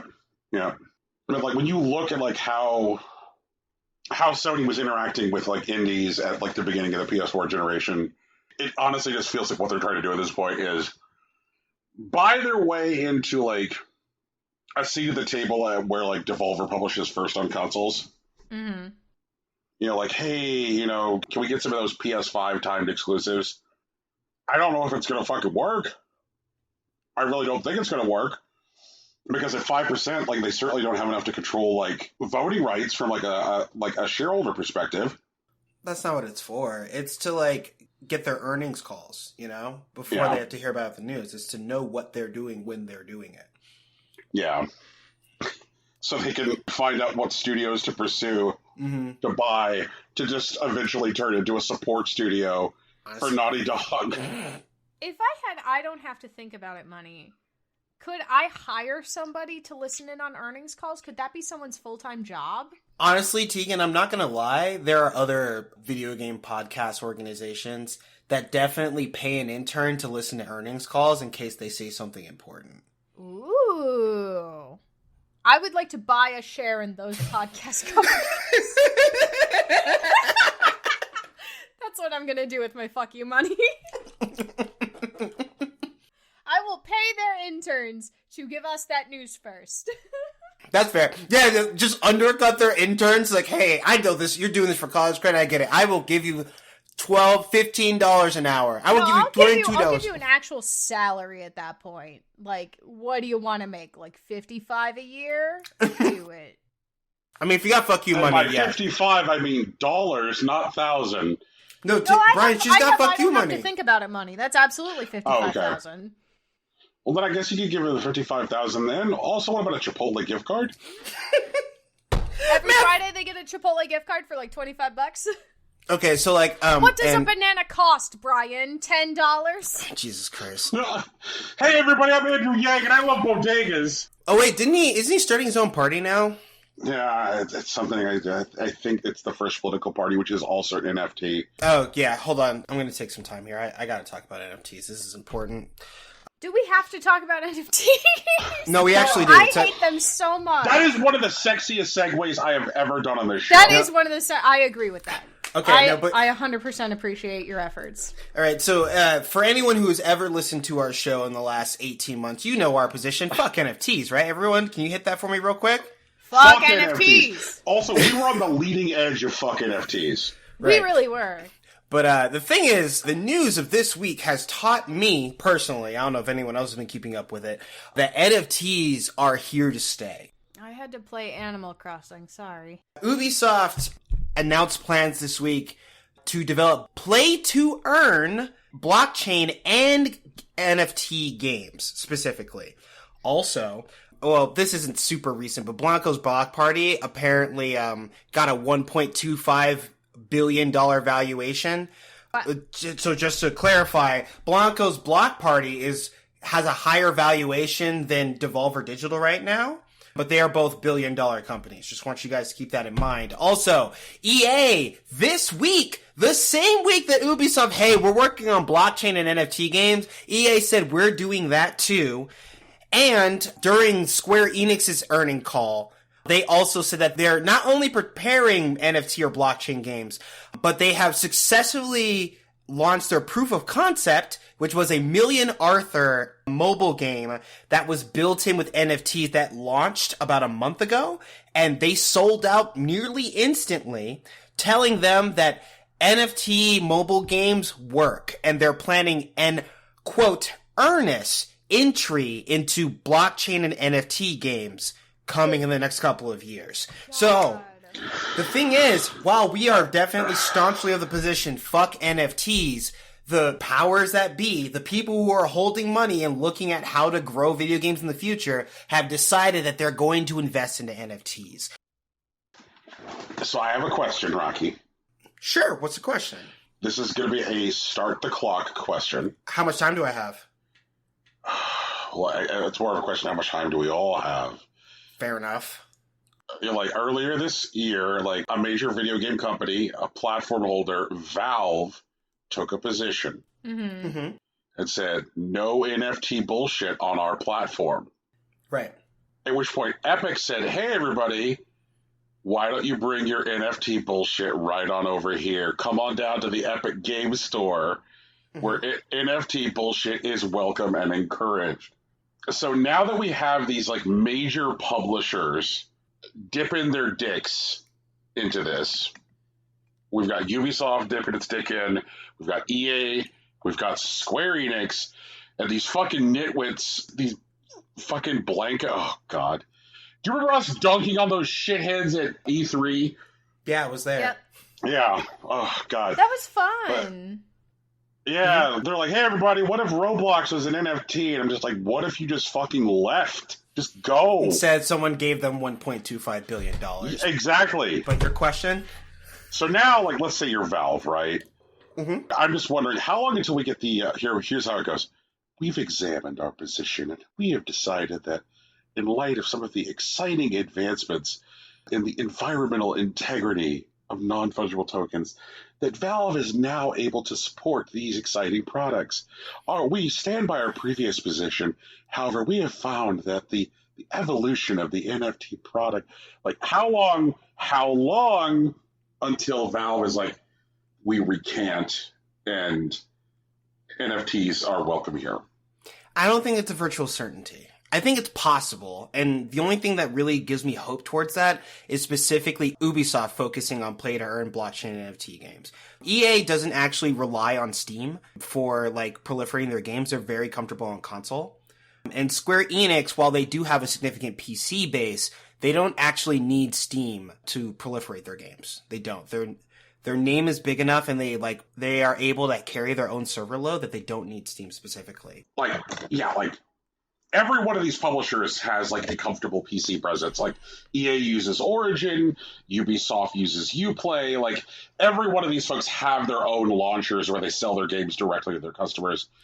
But they all have, like, to varying degrees, a presence on Steam.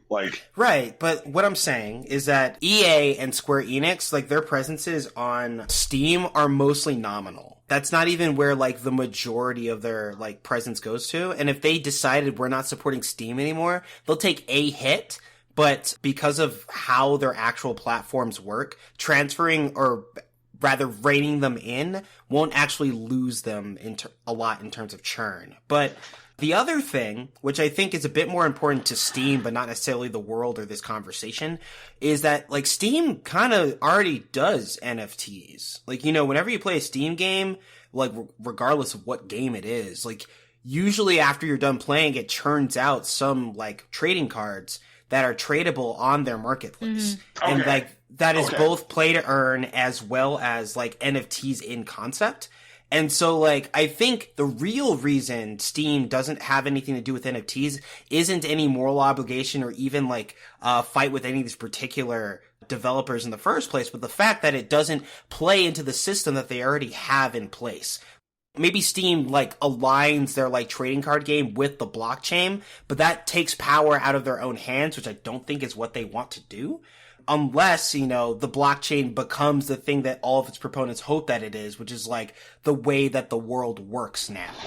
Okay. All right. So, think. There are some major differences between, like, the playing cards and the items which can be exchanged on the Steam Marketplace and NFTs. I agree with you. Right. One of the most important differences is that items that can be exchanged on the Steam Marketplace are not fundamentally unique, meaning that they are fungible, yeah. Yeah, there is a level of scarcity to each item. You're like, oh, okay, like, I got the picture of the little rabbit that I play in the game, and everybody gets the little rabbit because it's the first thing. It's the first card you get when you start to play, you know, Mr. Rabbit's Shit Party. The first card. So everybody's got the Mr. Rabbit's Shit Party rabbit card.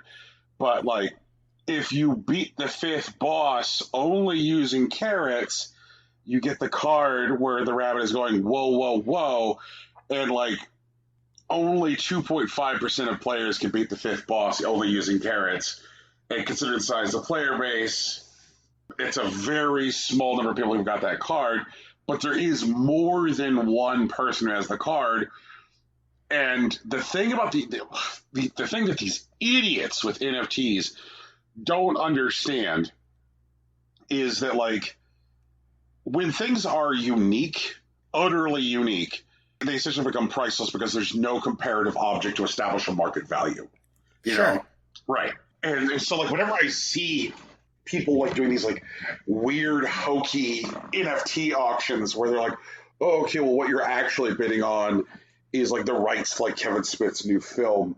And people are like, oh, but it's an NFT, awesome. And it's like, well, the thing which is establishing the value isn't the NFT-ness, it's that you're owning the distribution rights for Kevin Smith's new film. That's the thing that you're bidding on. Right. But, like, when you have scarcity of items, but there is a known population of the items, so when you're able to generate a population report, then it's able to establish value because you know how many more there are to be had. They're like, it's like it's the difference between, like, discovering a book which was thought to be lost and there are no known copies of it versus, like, say, a copy of Action Comics #1 with Superman. Because, honestly, I think it's because it's going backwards. You know what I mean? Because it's true that the thing that NFTs would be valuable if the scarcity existed. But the problem is that you can right-click save any image that appears as an NFT and whatnot. Right. But if the internet becomes based on the blockchain, if and when that happens, NFTs will be worth way more than any of these idiots have already paid for. But the internet doesn't work that way. Right. And so, like, the problem isn't necessarily, like, making sure that these idiots can't spend their money on this shit. I actually don't care if they throw $170,000 at the picture of a shitty rabbit. I care if at some point they decide this is actually the only picture of this shitty rabbit and you can't do anything about it. That has me a lot more focused on, like, you know, how the internet works and what the FCC does and, like, how ISPs do that in the future. And that very well may happen at some point because, once again, these are the idiots that are holding the money. And so pay attention to that. Like, don't ignore NFTs. I would love for us to ignore NFTs and for it to go away, but like shit like this happens and it tells me that's not an opportunity that's available to us. Like, we need to pay attention to what's happening with NFTs and the shape of how the internet works. And I agree that it's going to be a huge pain in the ass, but if we don't, these idiots will win. Why can't we just make NFTs illegal? Hopefully that's an avenue that will be available to us, but it's not currently, Tegan. I would like to point out something that we all already know, which is that NFTs are really, really shitty for the environment, and so I just would like them to be illegal. Thanks. Sure. I don't care if you say they're fucking carbon neutral, Brad. Fuck off. That's not the entire problem. The problem is you're using more energy than the entire country of Argentina. Fuck off. I would really love for our country to be more environmentally conscious, but like, 3, 4 decades, 6 decades of time at this point has taught me that is not the case. And so I don't think that's going to be the thing that saves us, because it's not like people don't talk about it. Like, literally everything that I've seen talk about NFTs, like, that vary from positive to neutral to, like, outright damaging, all mention some environmental impact, and, like, it's not changing any of these people's minds. They're dropping 6 figures on every dumbass picture that shows up for auction. There's a thing that, like, bothers... Oh, there's so many things about NFTs that bother me. Of course, sure. I've got so many NFT thoughts right now. Our NFT thing, number one, that, that bothers me is that, like, Tegan's hypothetical Brad... The thing that I have seen He's not hypothetical. He fucking exists. No, there's a Brad out there. There's probably, like, 6, at least 12. It's just like you go into the fucking bathroom and you look in the mirror and you say Brad 5 times, and he stands behind you and he says, he's got a natty light and a wife beater and a backwards cap, red backwards cap, and he says, "Bro, be my victim." You know, like, bro, what is blood if not for spilling? But Brad.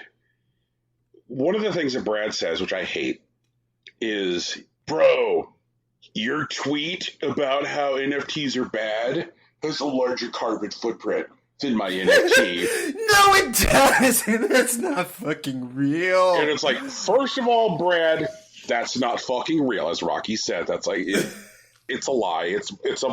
What you're saying is a bullshit thing. It's a fabrication. But... Number 2, let's say for just a second, let's assume for just a second that was real. Okay? Mm-hmm. For just a second, Brad, we're going to give you the benefit of the doubt. Mm-hmm. The thing about digital communication, people talking on the fucking internet, it is a thing which is a alternative to the infrastructure burden of things like going from one place to another. If I want to talk to Rocky, I can get on Twitter and I can DM Rocky and say, "Hey, Rocky, please look at this video of 2 pandas rolling down a hill. They're so fucking stupid." Let the record reflect that Brian has never DM'd me a funny video. Except for on TikTok. I've DM'd you a funny video. Look, okay, TikTok. I send them all the time there. I do. I really do. Well, once I got in on TikTok, I got all in on TikTok. Yeah, no, all in on TikTok. TikTok is cool. So long. I gifted you the funniest things I could find, Brian, and you refused to look at my messages for so long. Look, can't you just be happy that I finally showed up there? I am so happy, but like, Brian, why did you resist? I sent you so many cats, so many great dogs, not a single panda, not one. Fuck them. Anyway, that's a different conversation. What a time to be alive. NFTs are worse than pandas. They are worse than pandas, guaranteed. Yeah, 100%. Total agreement on this show. So, like, the thing that bothers me about this Brad who will say, like, "Oh, your tweet has a larger carbon footprint than my NFT." Like, okay, let's say that's true, Brad. But, like, if I fucking tweet to Rocky, then I'm not getting in a car and driving 6 fucking hours generating the carbon footprint of, like, that travel. Or I'm not, like, getting a piece of paper and writing down https://www.2pandasrollingdownahill.com/ one of them really just takes a fucking header into a river. Like, I hate to do this, but after the HTTPS colons, actually, they're forward slashes. They're not backslashes. Not for this website, Rocky. Not for this fake website for this theoretical NFT location. Right. Okay. I'm just like, I'm not like generating like physical mail. Which would then require like delivery, like use of delivery systems. Like the whole point of digital fucking communication, Brad, is that like digital communication replaces systems which are legitimately taxing to the environment. Like it is fucking amazing where people are like, when the pandemic started, people were like, oh my God, what happens when all of the business travel goes away? Like, and people were all of a sudden realizing, like, oh wow, that could have just been a phone call. Like I would have flown to Salt Lake City, but now it was just a phone call. We really could make this decision without me going to Salt Lake, or like, oh wow, I didn't need to go to New York. Like, it's like, yes, you motherfuckers. Like the amount of things that actually require people to travel are like so low. Oh God. And fuck, these people are so stupid. So like, so like when Brad is like, oh well, this footprint, I'm like, it's such a false argument. It's such a fucking goalpost moving straw man dog shit parade. Like, you idiot. Like, any social media network, regardless of whether that social media network in and of itself is good or bad, replaces systems of communication which are more resource intensive. Like, even if, like, you know what the best thing in the world is? Send a fucking email. Send a fucking email. Like, okay, hold on. Brian, I have to stop you because I don't want to lose the plot here. Okay. Regarding NFTs, all right, it's important to pay attention because there are people, smart, profit-motivated people, are deciding that NFTs are a worthy use of their energy, and they're going to do some real heinous shit. Thank you, Rocky. Thank you for getting me back on task. Mm-hmm. So, like, when Meta had their Meta presentation last week, and I was like, oh no, and I watched it, something which I couldn't help but thinking about was NFTs. Not just because Mark Zuckerfucking-Bucks invoked them by name, like, oh, that's right, and, developers will be able to use NFTs in the metaverse. Yeah. And I was like, oh no, because as we rapidly move toward like a virtual reality social media structure, there are going to be people who are economically incentivized to essentially put you into the same scraping to get by, always shit on by hyper-capitalism fuck parade that you exist in here. Like, there's definitely an outcome with like NFTs where like in 30 years, like seniors are definitely doing play to earn games just to like make enough money to survive. That's the one. And like the even more twisted version of that is like, imagine you're playing Ubisoft games in order to be able to afford your groceries. Right. And then imagine having to play small games in the metaverse. Like, oh, I have to log into my Horizon home in the metaverse and play games of table tennis with my friends in order to get enough coupons to afford the Ubisoft game, which then pays out real money. I want to draw a line here very specifically, very clearly here, because I do like video games that are challenging. I do like games that sometimes feel like work. But, like, it's work that I opt into that I can drop at any moment. Like, if I decide tomorrow I don't want to play Dark Souls 3 ever again, that's fine. But, like, there's definitely people who are very interested in building a world where you have to play and put untold hours into a thing that not only makes them money, but makes you just enough money to survive. It's not quite just like a world where like your job is just video games, because that already exists. And some people do pretty well with their own problems, but this is a thing where like the vulnerable who can't do just about anything else have to play these video games or they will simply perish. And I don't know how else I need to tell you that you need to care about them, but you need to care about them. It's important, I swear to God. There is an enormous lobby on the federal government regarding disability status. Right. For vulnerable people. And the amount of work that people have to go through to demonstrate to the government that like, oh, I'm permanently disabled and I cannot work is fucking ridiculous. And it is largely in part to like lobbies saying like, oh, well, okay, the person could do this and the person could do this. And it's because these companies realize that if what they do is they staff up these positions with people who are like in constant pain or disabled or in constant pain and disabled, then those people have no choice but to eat whatever shit they give them, because like otherwise it means like housing vulnerability and death. Mm-hmm. Oh, God, I don't want to live in a world where I have to listen to a congressional hearing where someone is trying to apply for disability and they have the response from the government paid workers like, well, I mean, you can play Facebook games, right? I hear Ubisoft is still doing new stuff. Like, I don't want to deal with that. Right. I don't want to be involved in that future. Right. And I don't know if anybody here has ever read the book Snow Crash by Neil Stephenson. But one of the things that like happens in the book, like everybody hangs out online in this social media hellscape called the metaverse. And this book came out in 1992, by the way. But like in order for people to survive in that future, they had to play video games as work. But in order to get access to the video games that paid out money, they had to play other games to get to those games. Yeah. And then, like, some people's like, you know, these were back in the old days. They called them levels, and it's like, fuck off. Like, oh, my God.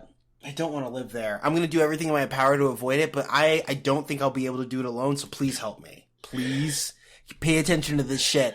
Rocky is planning on living forever, so, like, we really got to work now to make sure that's not part of the future we have to live through. It was not that long ago that the three of us watched the movie Ready Player One and hated it. Yeah, we really did. We really hated it. And I think about one of the things which is like the central conceit of that movie, which is the idea that there are people who have like crushing debt to video game companies and are then forced to work in places called loyalty centers to generate labor. They're like, oh, well, you know, your contract says that if you don't pay for your video game products, then you will work in a loyalty center. And then, like, also, like, oh, geez, wow, this is forced labor camps. And just, like, we're baffled. What a surprise. We're baffled. Historians hate him. Local authorizing team identifies labor camps of the future. Fuck off. Right. And people are like, oh, that could never happen. And it's like, do you know that there are people who are being held in INS detention centers, who are being forced to make fucking clothes? Like, these are not people who are, like, have been convicted of any crime. They're just like, hey, you're awaiting an INS hearing. While you're doing it, could you make this fucking handbag? And it's just like... We're going to sell it for $600. Right. Like, do people not remember, like, and this is one specifically for our particular audience, do you remember when people used to, like, in China, where people were, like, the gold bots? They weren't bots. They were real people who had to farm gold in World of Warcraft for real money. Yeah. Do you remember that? That was a real thing. Fucked over the economy.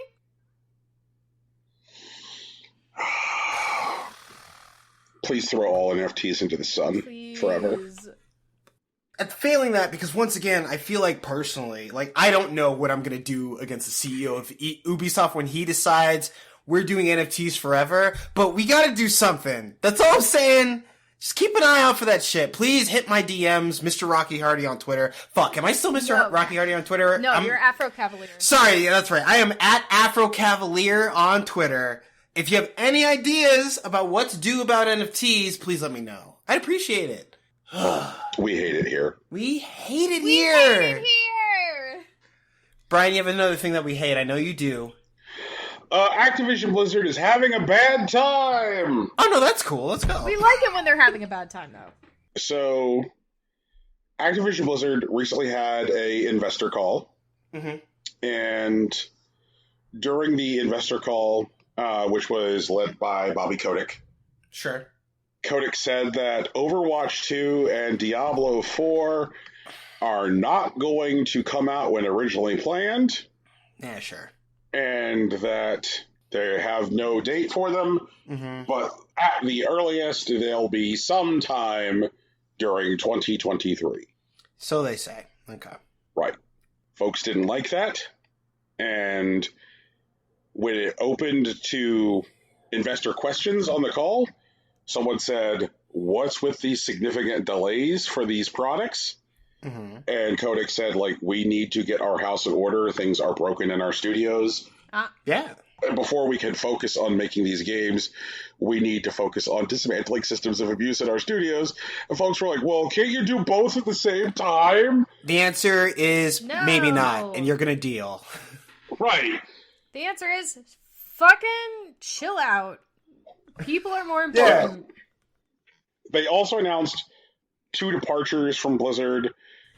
One was a team manager, and the other one was Jen O'Neill. Yeah, there it is. There's the one. All right. The team manager that they felt the need to call out was somebody who was leading on Diablo 4. That makes sense, yeah. And when someone said, like, well, why is he leaving? Kotick's like, because we found out he's an abuser, and we have a zero tolerance policy now. Yeah! That's our Jiggy! Yeah, it's like, I don't care if he's in charge. I don't care if he's in charge. He's an abuser, and he deserves to rot. So, good for them.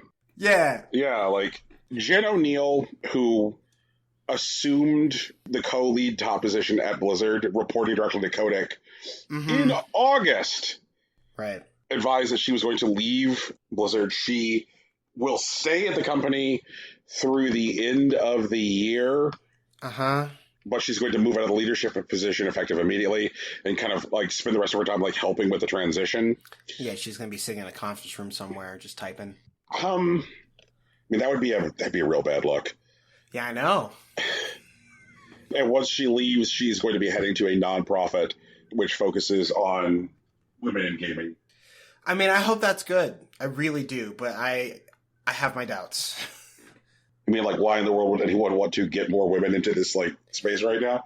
No. I'm not even worried about that. Like, that's, like, if they're rebuilding Blizzard and these are her marching orders, I get that. But also, she was definitely listed as, like, co-lead of, like, Blizzard. And it's like, oh, shit, maybe a woman ends up running Blizzard someday. And it turns out, 6 months later, nah. 6 years later, she's leaving. Nah. Yeah. I was going to say 6 months later. Shit, she got that job in August. Yeah, 4 months later. Oh my God. 4 months later, she said, actually, fuck this. Yeah. I mean, if she said that, that's fine. That's valid. I totally understand, but that's not the way I heard the story. I've heard that she's leaving. She put in a resignation, which can happen under all sorts of different circumstances. And she's going to run an MPO to get more women into gaming. And, like, I hope that's what she really wants. I really, really do. But if it's not, that makes sense, is what I'm saying. I hope the reason that she is doing this NPO entirely was because she was also tired of the bullshit at everything and is like, yep, all right, I'm out. And everyone is like, oh no, we'll make you co-lead of the entire company. And she's like, cool. I already have my application out in another place. I mean, if that's how it went, once again, more power to Miss O'Neill. But, like, if it's not, if, like, Kotick said, hey, we need you to run this company that's gonna bring more women into Blizzard, but it's not exactly Blizzard, but we're gonna definitely make you in charge, you know? And then, like, you know, a year and a half from now, oh, it turns out we're really focused on Overwatch 2 and Diablo 4, so we're gonna start pulling funding away from your MPO, and then, you know, suddenly she has no power and no tools or anything like that. God damn it. That's what I mean. I don't like that world.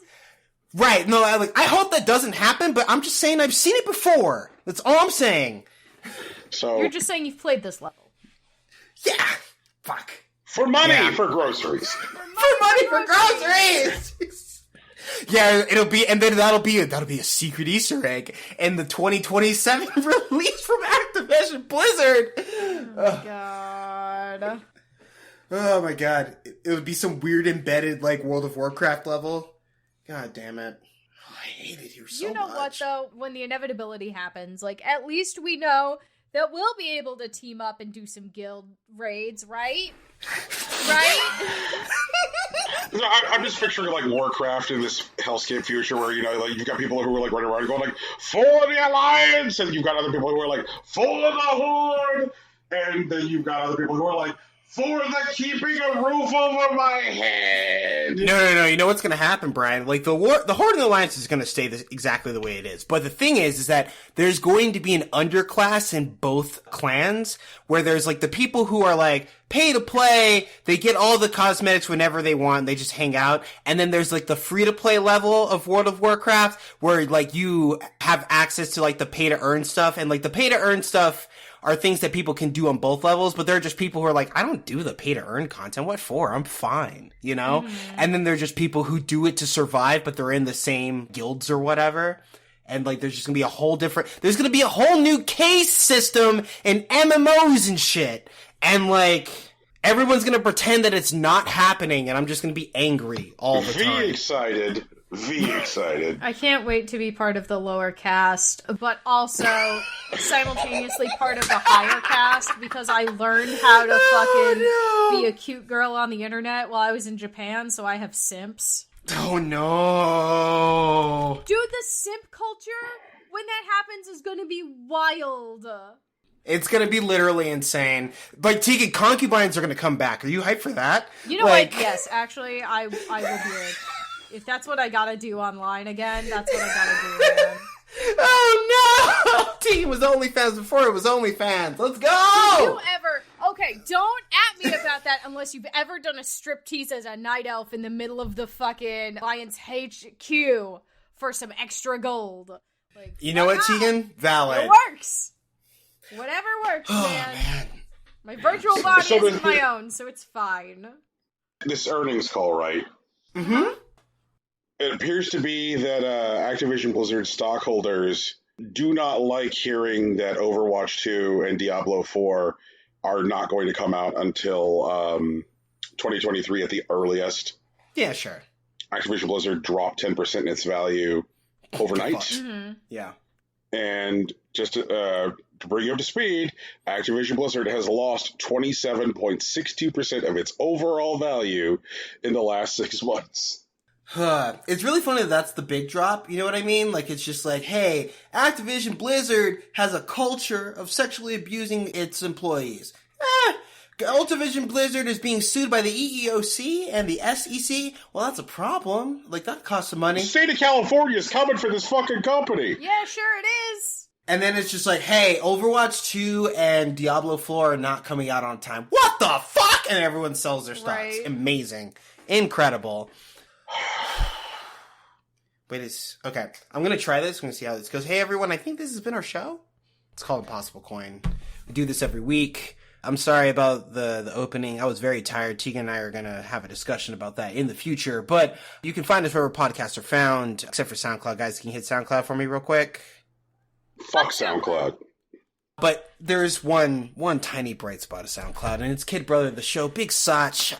We love him to death. You can find his work at soundcloud.com/BigSachNJ. And if you want to find him on Twitter, he's on Twitter at Hillary_Swank.